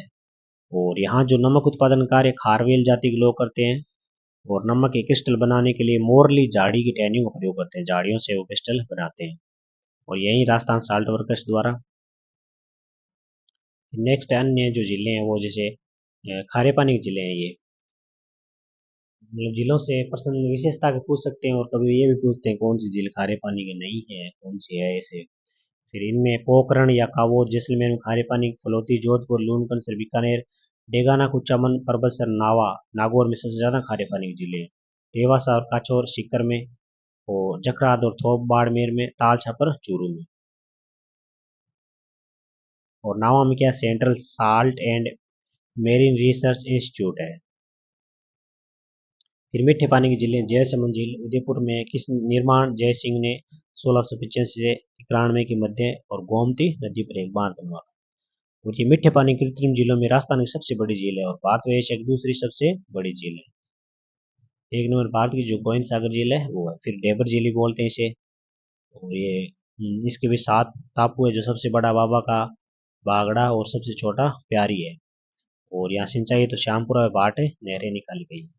फिर नेक्स्ट है राजसमंद झील, जो राजसमंद में और नाम से महाराणा राज सिंह ने निर्माण करवाया था गोमती नदी पर अकाल के समय।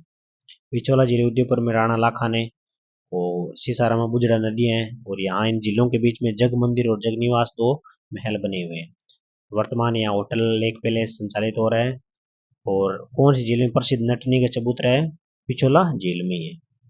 फिर नेक्स्ट है फतेह सागर उदयपुर में है और इस झील का निर्माण 1687 महाराणा जय सिंह द्वारा करवाया गया था, परंतु बाद में इसका पुनर्निर्माण करवाया गया था महाराणा फतेह सिंह के द्वारा, इसलिए इसको क्या कहते हैं, फतेह सागर झील के नाम से। और यहाँ का जो बांध था उसका शिलान्यास किसने? ड्यूक ऑफ कन्नौज द्वारा किया गया था, इसलिए इसे कन्नौज बांध भी कहते हैं। नेहरू उद्यान है यहाँ और सौर वेधशाला है सागर। फिर उदय सागर उदयपुर में महाराणा उदय सिंह ने, और आयड़ नदी गिरती है यहाँ। फिर आना सागर जिला अजमेर में अरुणराज चौहान के द्वारा 1137 में, और बांडी नदी का पानी आता है इसमें। फौज सागर जिला अजमेर में, और इसका निर्माण अकाल राहत कार्य है, तो जो राजसमंद है फौज सागर, इनका इंजीनियर फौज के द्वारा बांडी नदी का पानी आता है। फिर पुष्कर झील राजस्थान की सबसे बड़ी मीठे पानी की झील है, प्राकृतिक झील है, पवित्र झील है ये। और यहाँ कार्तिक पूर्णिमा को जो मेले का आयोजन होता है और दीपदान की परंपरा है इस झील। झील के निकट में ब्रह्मा जी का सावित्री जी का मंदिर है। फिर नक्की झील सिरोही में होगी, प्राकृतिक झील है। और किंवदंती है, नाखून खोदकर बनाई गई सर्वाधिक ऊंची झील है ये। कुछ विशेष आकृतियां देखने को मिलती है, जैसे टोड रॉक, नन रॉक। फिर सिलिसिएड अलवर में होगी, विनय सिंह के द्वारा निर्माण करवाया गया था। कायलाने झील जोधपुर में है। और फिर कोलाई झील बीकानेर में होगी, कपिल मुनि का आश्रम है, कार्तिक पूर्णिमा का मेले का आयोजन होता है यहाँ। और पुष्कर झील की तरह यहाँ भी दीपदान की परंपरा है। अन्य मीठी पानी की झीलें जो इंपॉर्टेंट है, मानसागर झील जयपुर में होगी, गेव सागर या एडवर्ड झील डूंगरपुर में। ये दोनों ध्यान रखने, गेव सागर एक जैसलमेर में गढ़सीसर या गजरूप सागर है। नवलखा, कनक सागर, जैत सागर बूंदी में होगी। उदयपुर में इसके अलावा भी स्वरूप सागर है, गोवर्धन सागर है, ये ध्यान रखना। सरदार समंद पाली में होगी, बंद बारेट भरतपुर में, तालाब शाही धौलपुर में, बाल समंद जोधपुर में, बुद्ध झील जैसलमेर में, और पन्ना शाह तालाब खेतरी झुंझुनू में, मोती झील भरतपुर में। एक अक्सर मतलब काफी बार ये प्रश्न पूछा गया है कि राष्ट्रीय झील संरक्षण परियोजना पर्यावरण एवं वन मंत्रालय द्वारा शहरी और अर्ध शहरी क्षेत्रों में प्रदूषित व अवक्रमित झीलों के संरक्षण हेतु 2001 में यह परियोजना स्टार्ट की गई थी। कब? राष्ट्रीय झील 2001 में। इसलिए शहरी या शहरी क्षेत्रों में जो प्रदूषित झीलें हो गई है उनको मतलब संरक्षण हेतु। और जिसमें देश के 14 राज्यों में 63 जिले हैं। राजस्थान की अपने मेन ये ध्यान, राजस्थान के 6 जिले में इसमें जो राष्ट्रीय झील संरक्षण परियोजना इसमें शामिल है। और कौन कौन से 6 जिले वो ध्यान रखना है आपको। पिछोला, उदयपुर, फतेह सागर उदयपुर, 2 उदयपुर की होगी, नक्की झील सिरोही की, और आना सागर अजमेर, पुष्कर अजमेर, 2 अजमेर की होगी, और एक मानसागर जयपुर की होगी। तो अभी तक अपन ने जो डिवीजन के रूप में एक तो 3-4 टॉपिक पढ़ लिए। राजस्थान की अवस्थिति, दूसरा उत्तर प्रदेश,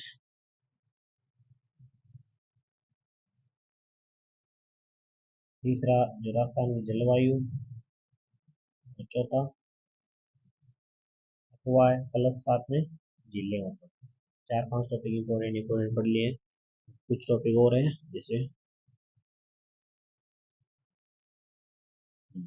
राजस्थान की वन संपदा। वनों से अक्सर जो ज़्यादातर वन रिपोर्ट है वहाँ से क्वेश्चन आते हैं। जो लेटेस्ट 2023 में भी वन रिपोर्ट है उसके बेसिस पर पूछे जाते हैं। तो प्रशासनिक दृष्टि से 3 भागों में आरक्षित वन या जिन्हें रिजर्व वन बोलते हैं, आरक्षित या प्रोटेक्टेड, और अवर्गीकृत वन, ये 3 टाइप के वन हैं जो प्रशासनिक दृष्टि में। तो इनमें सबसे ज़्यादा कौन से रक्षित वन है? 56.55%। और किस जिले में सर्वाधिक है? 12 में। और फिर आरक्षित 37.05 उदयपुर में, और अवर्गीकृत 6.40 और बीकानेर में। कुल वन क्षेत्र एरिया कितने हैं? 32,869 वर्ग किलोमीटर। और कुल वन क्षेत्र में सबसे ज़्यादा उदयपुर में। सबसे पहले अपन वन रिपोर्ट है 2023 की, यही पढ़ते हैं। हाँ, भारत वन स्थिति रिपोर्ट 2023 के अनुसार राजस्थान वनों की स्थिति। इनमें जो सबसे पहले वो अभिलेखित जो वन है उनमें, और 2021 तुलना में 2023 में वृद्धि कितनी हुई है? 0.01% की वृद्धि। फिर वृक्ष आवरण में 6.61% की वृद्धि हुई है। और वनावरण में लगभग 0.53% की कमी हुई है। इन दोनों में वृद्धि हुई है, बाकी वनावरण में क्या हुई है? कमी हुई है, ये ध्यान रखना। और वृक्ष आवरण और वनावरण दोनों में 1.46% की वृद्धि हुई है, 394 वर्ग किलोमीटर की, ये इंपॉर्टेंट है। और कमी वनावरण में कमी हुई है। इस रिपोर्ट के अनुसार जो राजस्थान में अधिकतम वनावरण प्रतिशत में सबसे ज़्यादा उदयपुर, प्रतापगढ़, सिरोही और करौली। यूपीएससी ऐसे याद रख सकते हो, उदयपुर, प्रतापगढ़, सिरोही और करौली। ये तो अपन देख रहे हैं प्रतिशत में। और न्यूनतम प्रतिशत में चूरू, जोधपुर, बीकानेर, ये 3 याद रखने। चूरू, जोधपुर, बीकानेर और जैसलमेर, हनुमानगढ़ और नागौर, ये 6 जिले हैं जिनका 1% से भी कम वनावरण है, ये भी ध्यान रखना। 1% से भी कम वनावरण।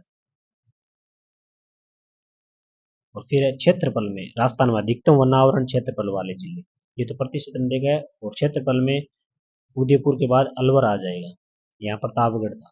उदयपुर, अलवर, प्रतापगढ़ और चित्तौड़गढ़। और न्यूनतम में चूरू तो एक नंबर है ही, और फिर हनुमानगढ़, जोधपुर, श्री गंगानगर, ये ध्यान रखना। इनमें 100 से कम कितने हैं? दो है, चूरू और हनुमानगढ़। वनावरण में सर्वाधिक वर्दी वाले जिले सीकर में बाड़मेर, ये दो याद है, सीकर बाड़मेर सर्वाधिक वनावरण वर्दी हुई है। और कमी 12 और प्रतापगढ़ में सबसे ज्यादा कमी 12 में, फिर प्रतापगढ़, फिर अजमेर और बीकानेर, इनमें क्या है? वनावरण में कमी।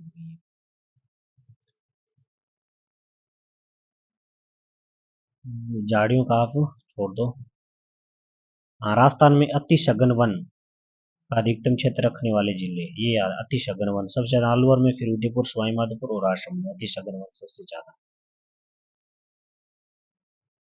जो अग्नि प्रवण क्षेत्र है वो देखते हैं 18वीं वन रिपोर्ट के अनुसार। न्यून अग्नि प्रवण क्षेत्र कितना है?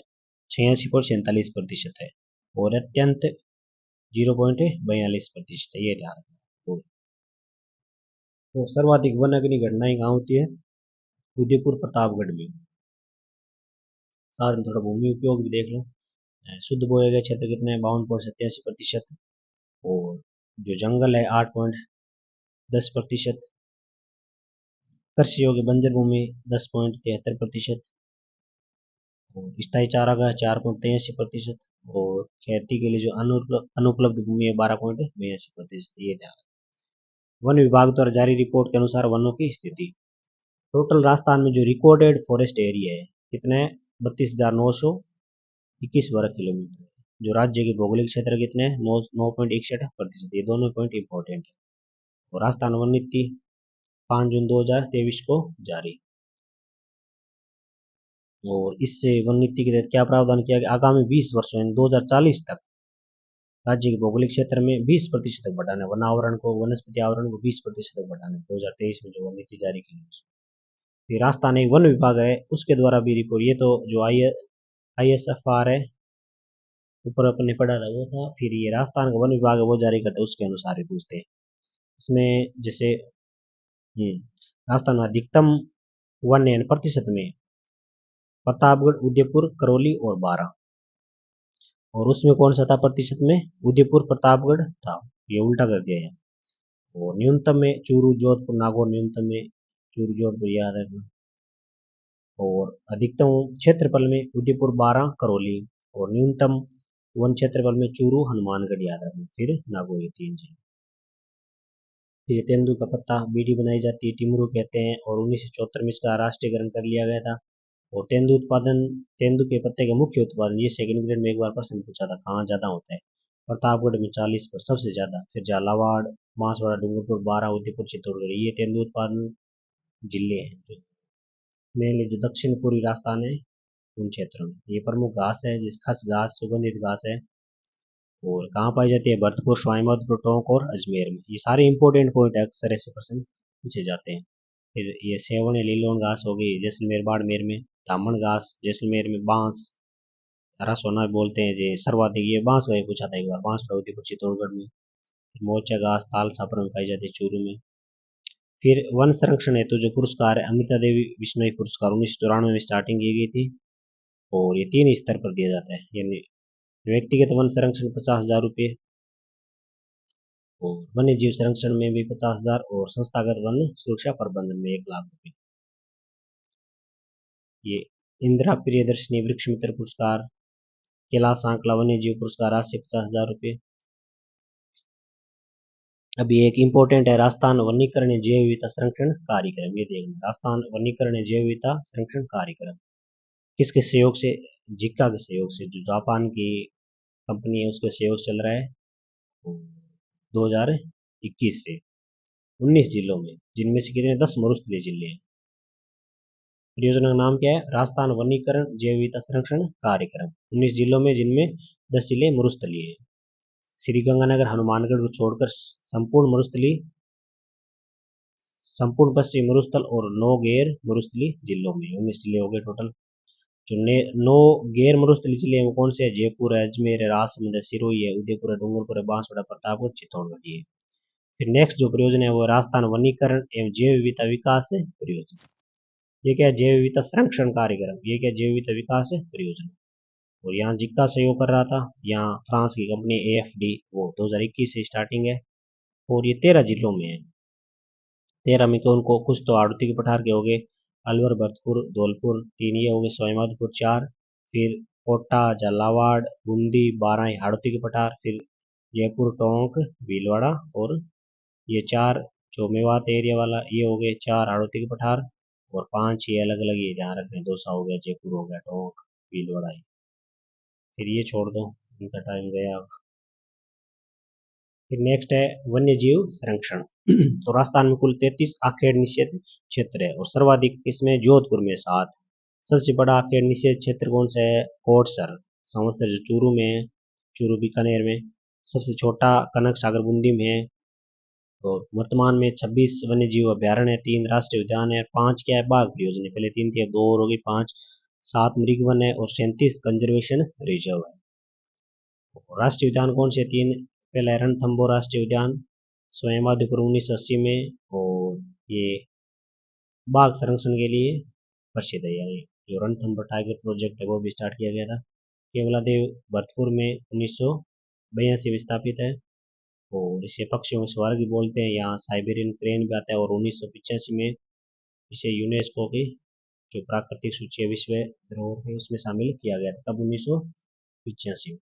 मुकुंदरा हिल्स राष्ट्रीय उद्यान कोटा व चित्तौड़गढ़ में है और 2012 में स्थापना हुई थी। स्थापना भी यार 1980 पहला, फिर 1982 और फिर 2012। अब नेक्स्ट है कुछ अभ्यारण्य है, उनके बारे में देखते हैं कौन सा कहाँ है।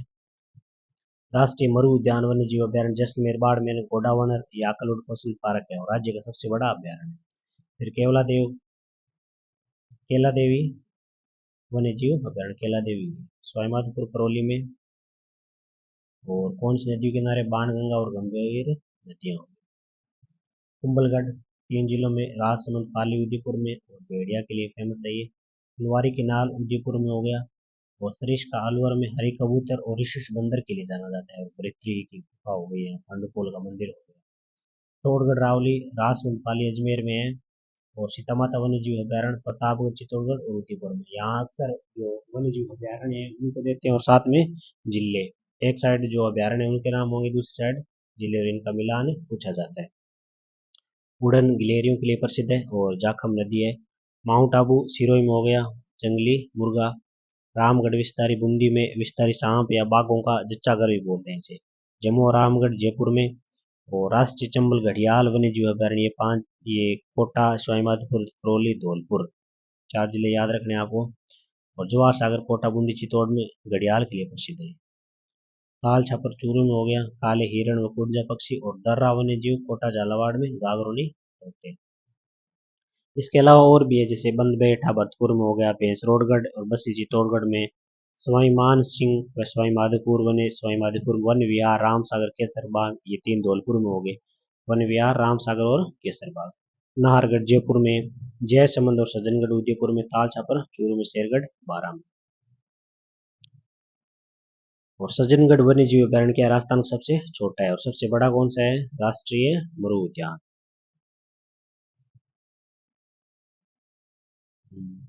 फिर ये सुप्रीम कोर्ट ने एक ऑर्डर दिया था कि सरिस्का का जो क्रिटिकल एरिया है उसमें खादानों को बंद करने के आदेश। बाघ परियोजनाएं, किला सांगलांग टाइगर मैन ऑफ इंडिया कहा जाता है। और धौलपुर करौली राजस्थान की 5वीं और देश की 55वीं बाघ परियोजनाएं थी। कुंभलगढ़ टाइगर रिजर्व को राजस्थान के 6वें टाइगर रिजर्व को केंद्र सरकार की कमेटी की प्रस्तावित किया है। जो छठा कौन सा हो जाएगा? टाइगर रिजर्व कुंभलगढ़ हो जाएगा। टाइगर रिजर्व कौन से 5 अभी देखते हैं? रणथंभौर, सरिस्का, मुकुंदरा हिल्स, रामगढ़ विस्तारी और धौलपुर करौली। अभी अगस्त 2023 में बने और छठा कुंभलगढ़ के लिए प्रस्ताव भेजा गया है। और सबसे पहली बाघ परियोजना रणथंभौर 1973 में। और विस्तार का है सवाई माधोपुर, करौली, बूंदी, टोंक में है। फिर नेक्स्ट है सरिस्का 1978 अलवर में। और फिर मुकुंदरा हिल्स 2013, कोटा, बूंदी, झालावाड़, चित्तौड़गढ़ में। रामगढ़ विस्तारी बूंदी में है मेनली। और धौलपुर करौली जो सबसे लेटेस्ट है अगस्त 2023 में करौली और धौलपुर में है।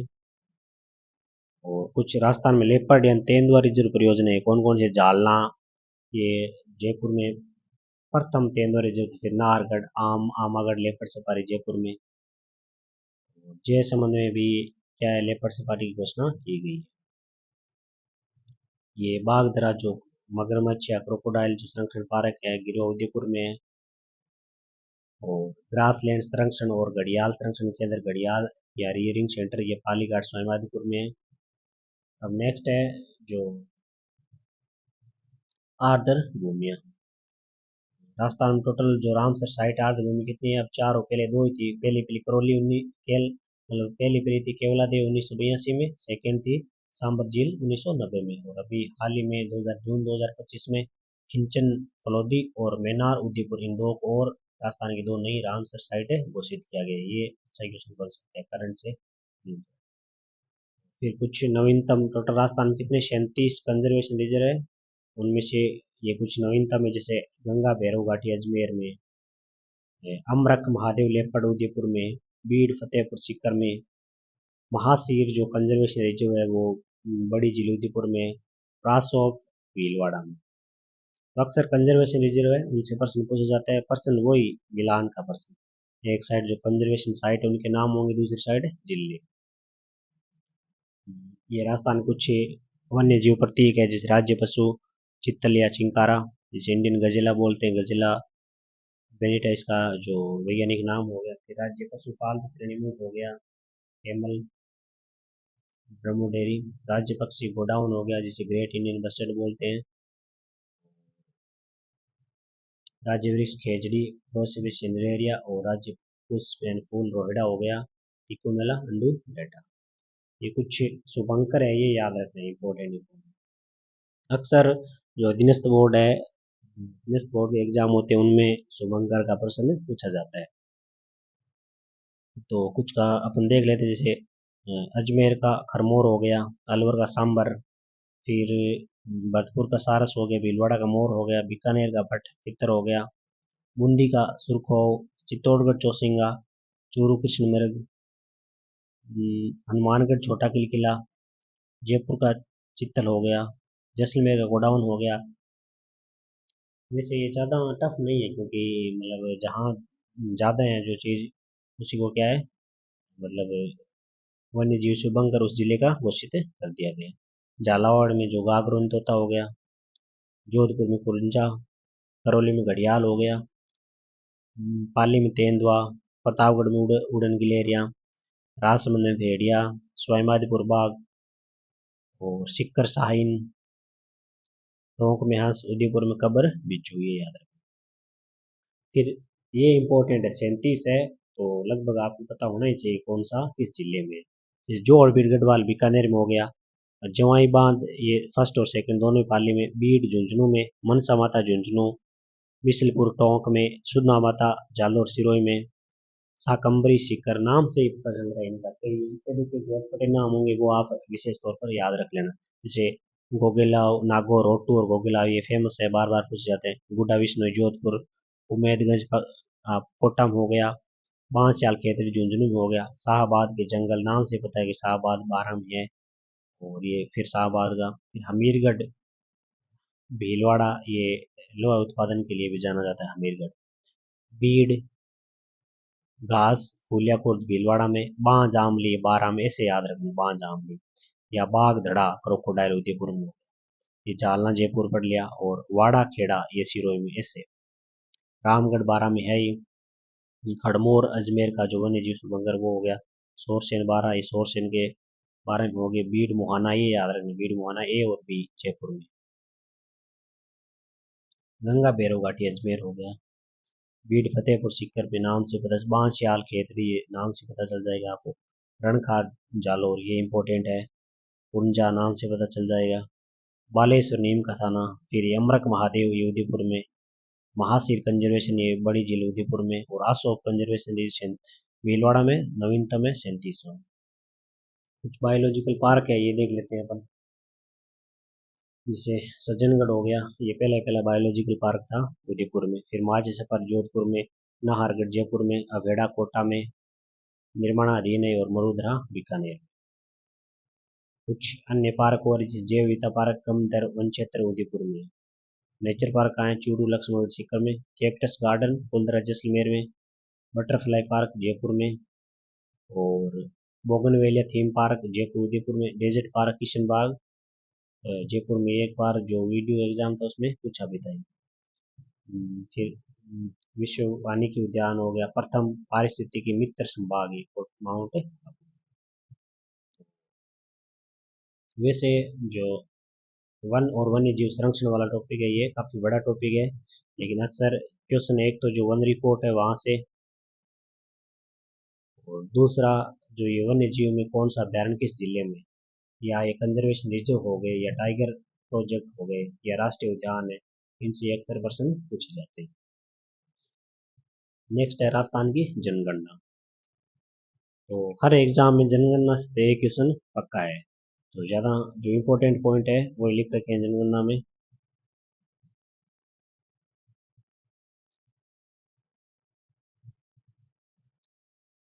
कुल जनसंख्या 6,85,00,000। विश्व की जनसंख्या 1% है, और भारत की जनसंख्या 5.66%। राजस्थान में सर्वाधिक जनसंख्या वाले जिले कौन से? जयपुर, जोधपुर और अलवर। सर्वाधिक जनसंख्या वाले जयपुर, जोधपुर और अलवर। सबसे ज़्यादा पुरुष हो चाहे महिला हो, दोनों में जयपुर है। फिर 2 नंबर आपको चेंज हो जाएगा, पुरुष में अलवर है और महिलाओं में जोधपुर है। न्यूनतम जनसंख्या किस जिले में? जैसलमेर, प्रतापगढ़ और सिरोही। जेसीपी से याद रख सकते हैं। जेसीपी जैसलमेर, जेपीसी हाँ जैसलमेर, प्रतापगढ़ और सिरोही। फिर राजस्थान की ग्रामीण या नगरीय जनसंख्या। सर्वाधिक ग्रामीण जनसंख्या प्रतिशत में डूंगरपुर में सर्वाधिक ग्रामीण जनसंख्या प्रतिशत में, फिर बाड़मेर, और संख्या में जयपुर और अलवर। न्यूनतम नगरीय जनसंख्या, न्यूनतम नगरीय जनसंख्या यानी ग्रामीण का क्या होगी, जहाँ ग्रामीण जाते हैं वहाँ ही क्या होगी, न्यूनतम नगरीय जनसंख्या होगी। और संख्या में प्रतापगढ़ और डूंगरपुर। नगरीय जनसंख्या का प्रतिशत ध्यान रखना 24.9%, और ग्रामीण जनसंख्या 75.1%। फिर है राजस्थान की ग्रामीण नगरीय जनसंख्या। सर्वाधिक नगरीय जनसंख्या, सर्वाधिक ये अपन न्यूनतम देखा था, ये सर्वाधिक देखते हैं कोटा में और जयपुर में सबसे ज्यादा प्रतिशत में, और संख्या में जयपुर, जोधपुर। न्यूनतम ग्रामीण जनसंख्या यानी नगरीय संख्या हो गई, और ये ग्रामीण जनसंख्या। कोटा में सबसे कम ग्रामीण संख्या, तो यहाँ नगरीय प्रतिशत कोटा में ज्यादा हो जाएगा।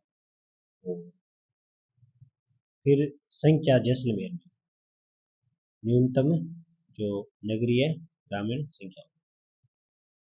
राजस्थान में 10 लाख से अधिक जनसंख्या, 4 शहर है, जयपुर, जोधपुर, कोटा व अजमेर। जनसंख्या वृद्धि दर कितनी है? 21.3% है, और वार्षिक दर 1.95। 10 की वृद्धि दर, ये अक्सर प्रश्न पूछा जाता है 10 की वृद्धि से।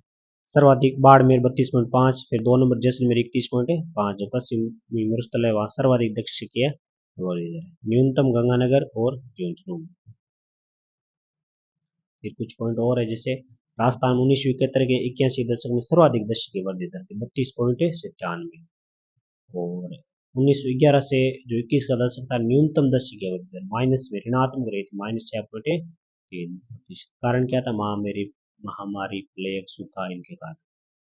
दशक की वृद्धि दर नगर में 29% और ग्रामीण में 19%। सर्वाधिक नगरों में अलवर में, ग्रामीण में जैसलमेर में, और न्यूनतम 10 की वृद्धि दर कहाँ? डूंगरपुर में नगर में, और ग्रामीण कोटा में। जनसंख्या घनत्व कितने? 200 है। सर्वाधिक जयपुर, भरतपुर 200, और अलवर में 2 है जो 500 प्लस है। न्यूनतम जैसलमेर, बीकानेर, बाड़मेर 3 है जो 100 से कम। लिंगानुपात 928 है राजस्थान का, 2001 में 921 था। सर्वाधिक लिंगानुपात डूंगरपुर, राजसमंद और पाली का 994, और न्यूनतम धौलपुर, जैसलमेर, करौली का।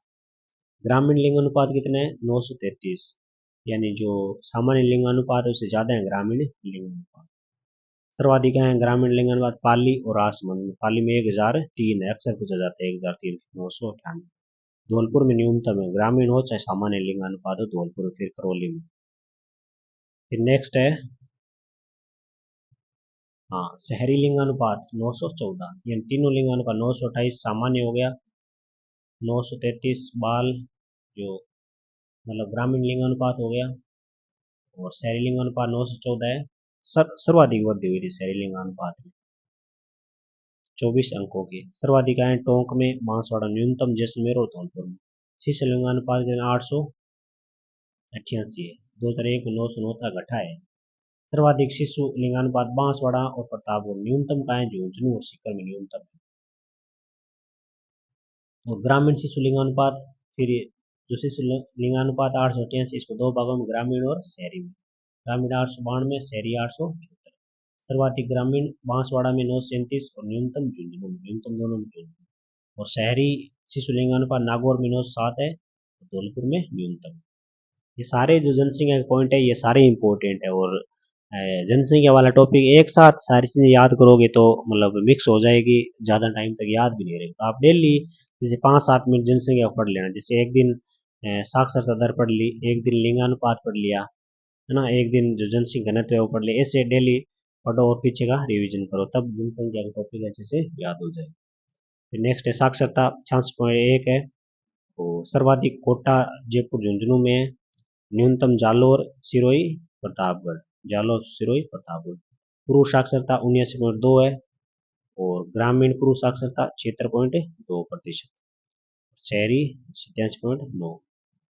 अब पुरुष साक्षरता में भी सबसे ज्यादा जो पुरुष झुंझुनू कोटा जयपुर में है, न्यूनतम प्रतापगढ़ बांसवाड़ा और सिरोही में। फिर महिला साक्षरता 52.1 है, पुरुष 79.2% साक्षरता। और महिला साक्षरता सबसे ज्यादा कोटा जयपुर झुंझुनू में, और न्यूनतम जालोर सिरोही जैसलमेर है। साक्षरता लिंगानुपात तो इम्पोर्टेंट है और जन घनत्व है। फिर ग्रामीण साक्षरता कितनी है 61.4 और शहरी 79.7, ये दोनों याद है 61.4 और 79.7।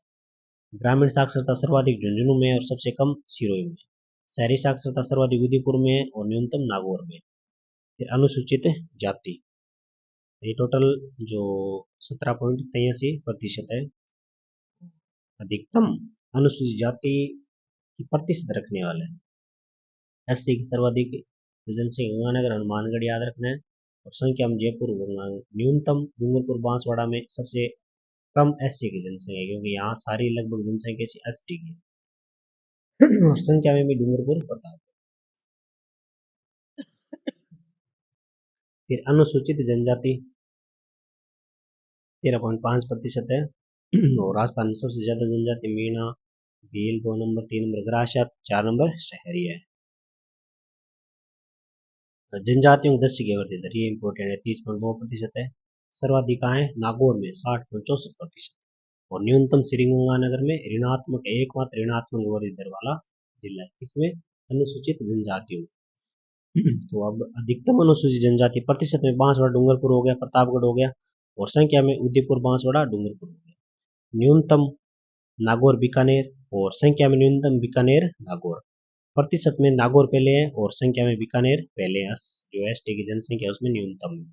कार्यशील जनसंख्या कितनी है मतलब 43% कार्यशील है, जिसमें पुरुष 51 और महिला 35%।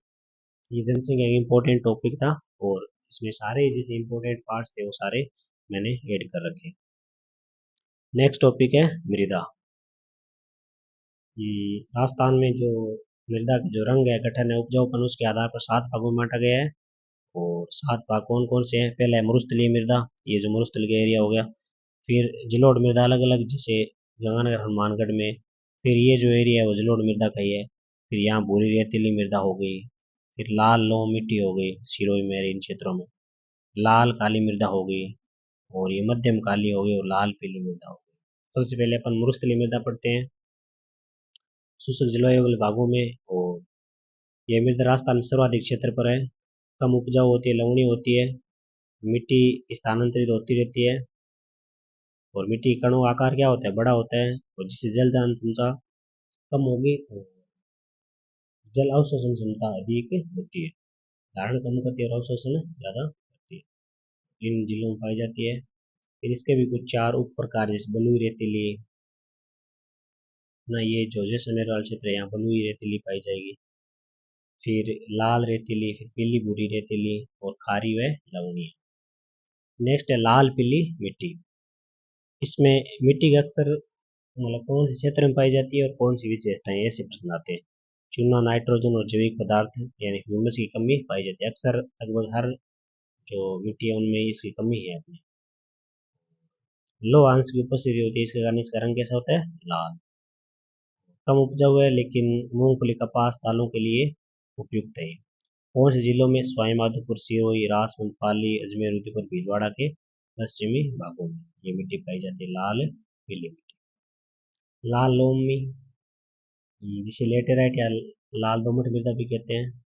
लोह तत्व की अधिकता होती है जिसका रंग लाल। बाकी इनकी नाइट्रोजन, फास्फोरस, चूना इनकी क्या है, कमी है। ये पॉइंट आप सभी में ध्यान रखना।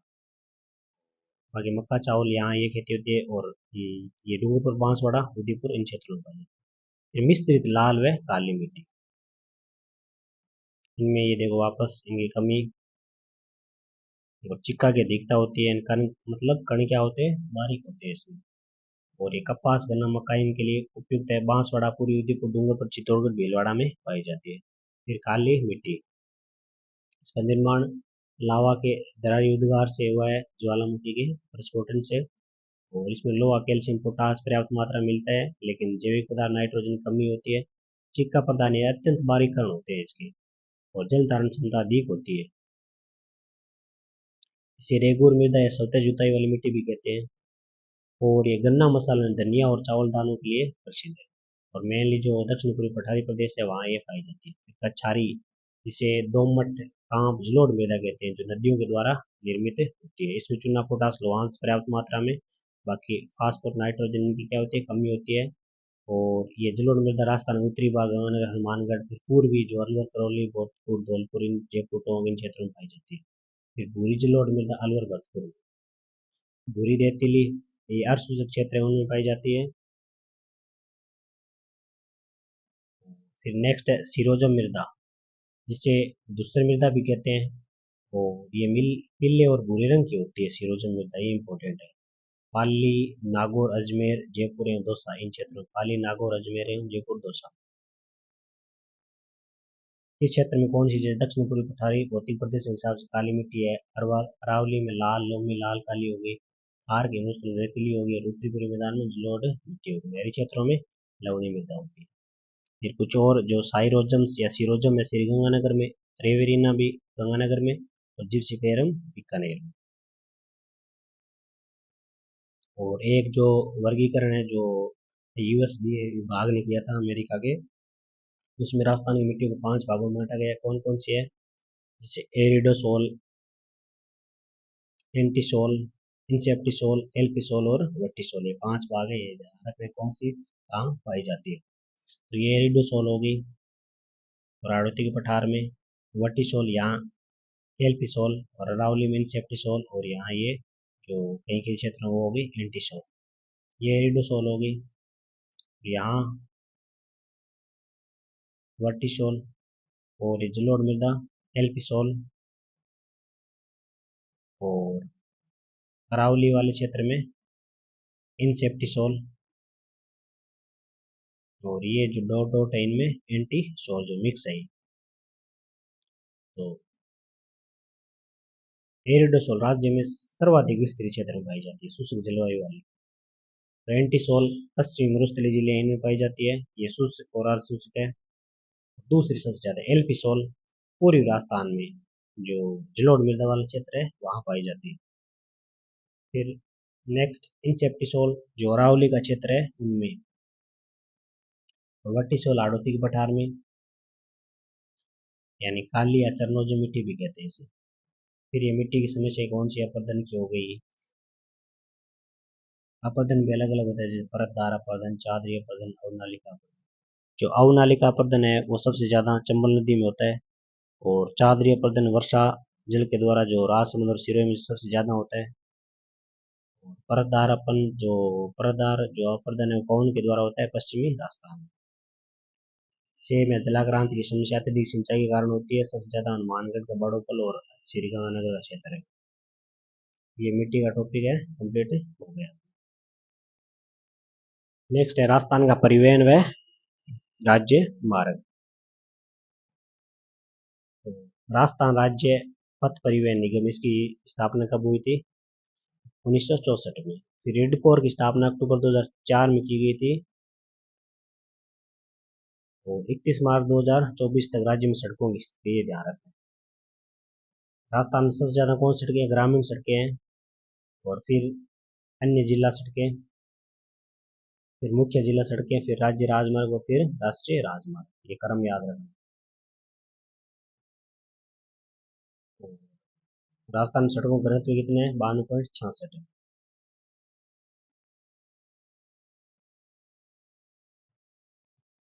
ये राजस्थान में कुल जो सड़कों के द्वारा कनेक्टेड गांव कितने? 91.09%।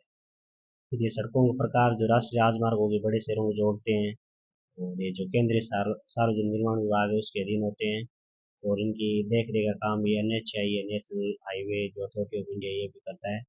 फिर राज्य राजमार्ग होगी, जिला सड़कें, ग्रामीण सड़कें, जो इंपॉर्टेंट पॉइंट है वही बता रहा हूँ इनमें। ये ध्यान रखना, सीमा सड़क संगठन की स्थापना कब हुई थी?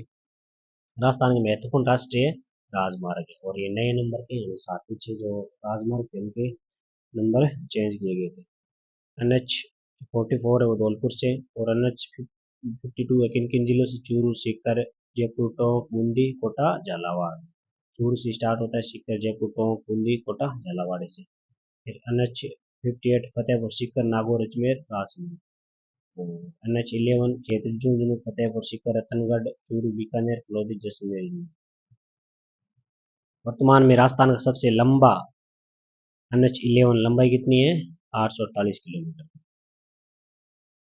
फिर NH 21 जो भरतपुर दौसा जयपुर में। राजस्थान का सबसे छोटा जो नया नंबर है वो कौन सा NH है? NH 919। और लंबा सबसे NH 11। स्वर्णिम चतुर्भुज जो दिल्ली से मुंबई के बीच का मार्ग, राजस्थान से 782 किलोमीटर की लंबाई में, राष्ट्रीय राजमार्ग संख्या कौन से? 48 और 27 के रूप में। जो स्वर्णिम चतुर्भुज है वो राजस्थान से गुजरता है, जैसे अलवर, जयपुर, अजमेर, भीलवाड़ा, चित्तौड़गढ़, उदयपुर, डूंगरपुर, इन जिलों से गुजरता है। उत्तर दक्षिण गलियारा, ये जो श्रीनगर से कन्याकुमारी जोड़ता है, और ये गलियारा धौलपुर जिले के राष्ट्रीय राजमार्ग 44, जो राष्ट्रीय राजमार्ग 44 है वो धौलपुर से होकर गुजरता है, और 28 किलोमीटर लंबाई है। पूर्व पश्चिम गलियारा जो असम से सिलचर के मध्य, असम सिलचर से गुजरात के मध्य है। और राजस्थान जो राष्ट्रीय राजमार्ग 27 के रूप में 528 किलोमीटर इसकी लंबाई है, जो कहाँ से? सिरोही से स्टार्ट हो रहा है, सिरोही, उदयपुर, चित्तौड़गढ़, भीलवाड़ा, बूंदी, कोटा, बारह तक जाता है। फिर ये जो दिल्ली वडोदरा ग्रीनफील्ड एक्सप्रेसवे है, ये किन जिलों से? अलवर, भरतपुर, दौसा, सवाईमाधोपुर, टोंक, बूंदी, कोटा, इन जिलों से। कुछ ये आप छोड़ देना।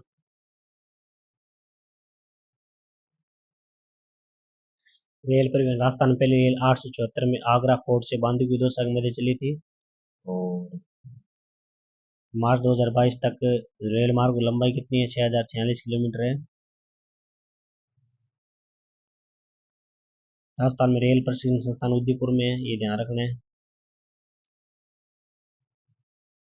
फिर वायु परिवहन में कौन सा हवाई अड्डा कहाँ है? ये इंपॉर्टेंट है। सांगानेर हवाई अड्डा अंतर्राष्ट्रीय जयपुर में, रातानाडा जोधपुर में, डबोक उदयपुर में, किशनगढ़ अजमेर में, और फिर नाल बीकानेर में भूमिगत हवाई अड्डा वायुसेना के उपयोग हेतु है, और वर्तमान नागरिक उड़ान भी जारी है। मोदी हो गया उत्तरलाई पाठ। परिवहन वाले टॉपिक से कैसे क्वेश्चन आते हैं, कुछ भी PYQ है ये देख लेते हैं अपन। सबसे पहले तो राजस्थान राज्य पथ परिवहन निगम, इसकी स्थापना 1964 में। रेडको और इसका गठन कब हुआ था? अक्टूबर 2004 में। और ये संयुक्त उपक्रम है 50-50, किन किन के मध्य में? राजस्थान सरकार है उसके साथ है IL व FS।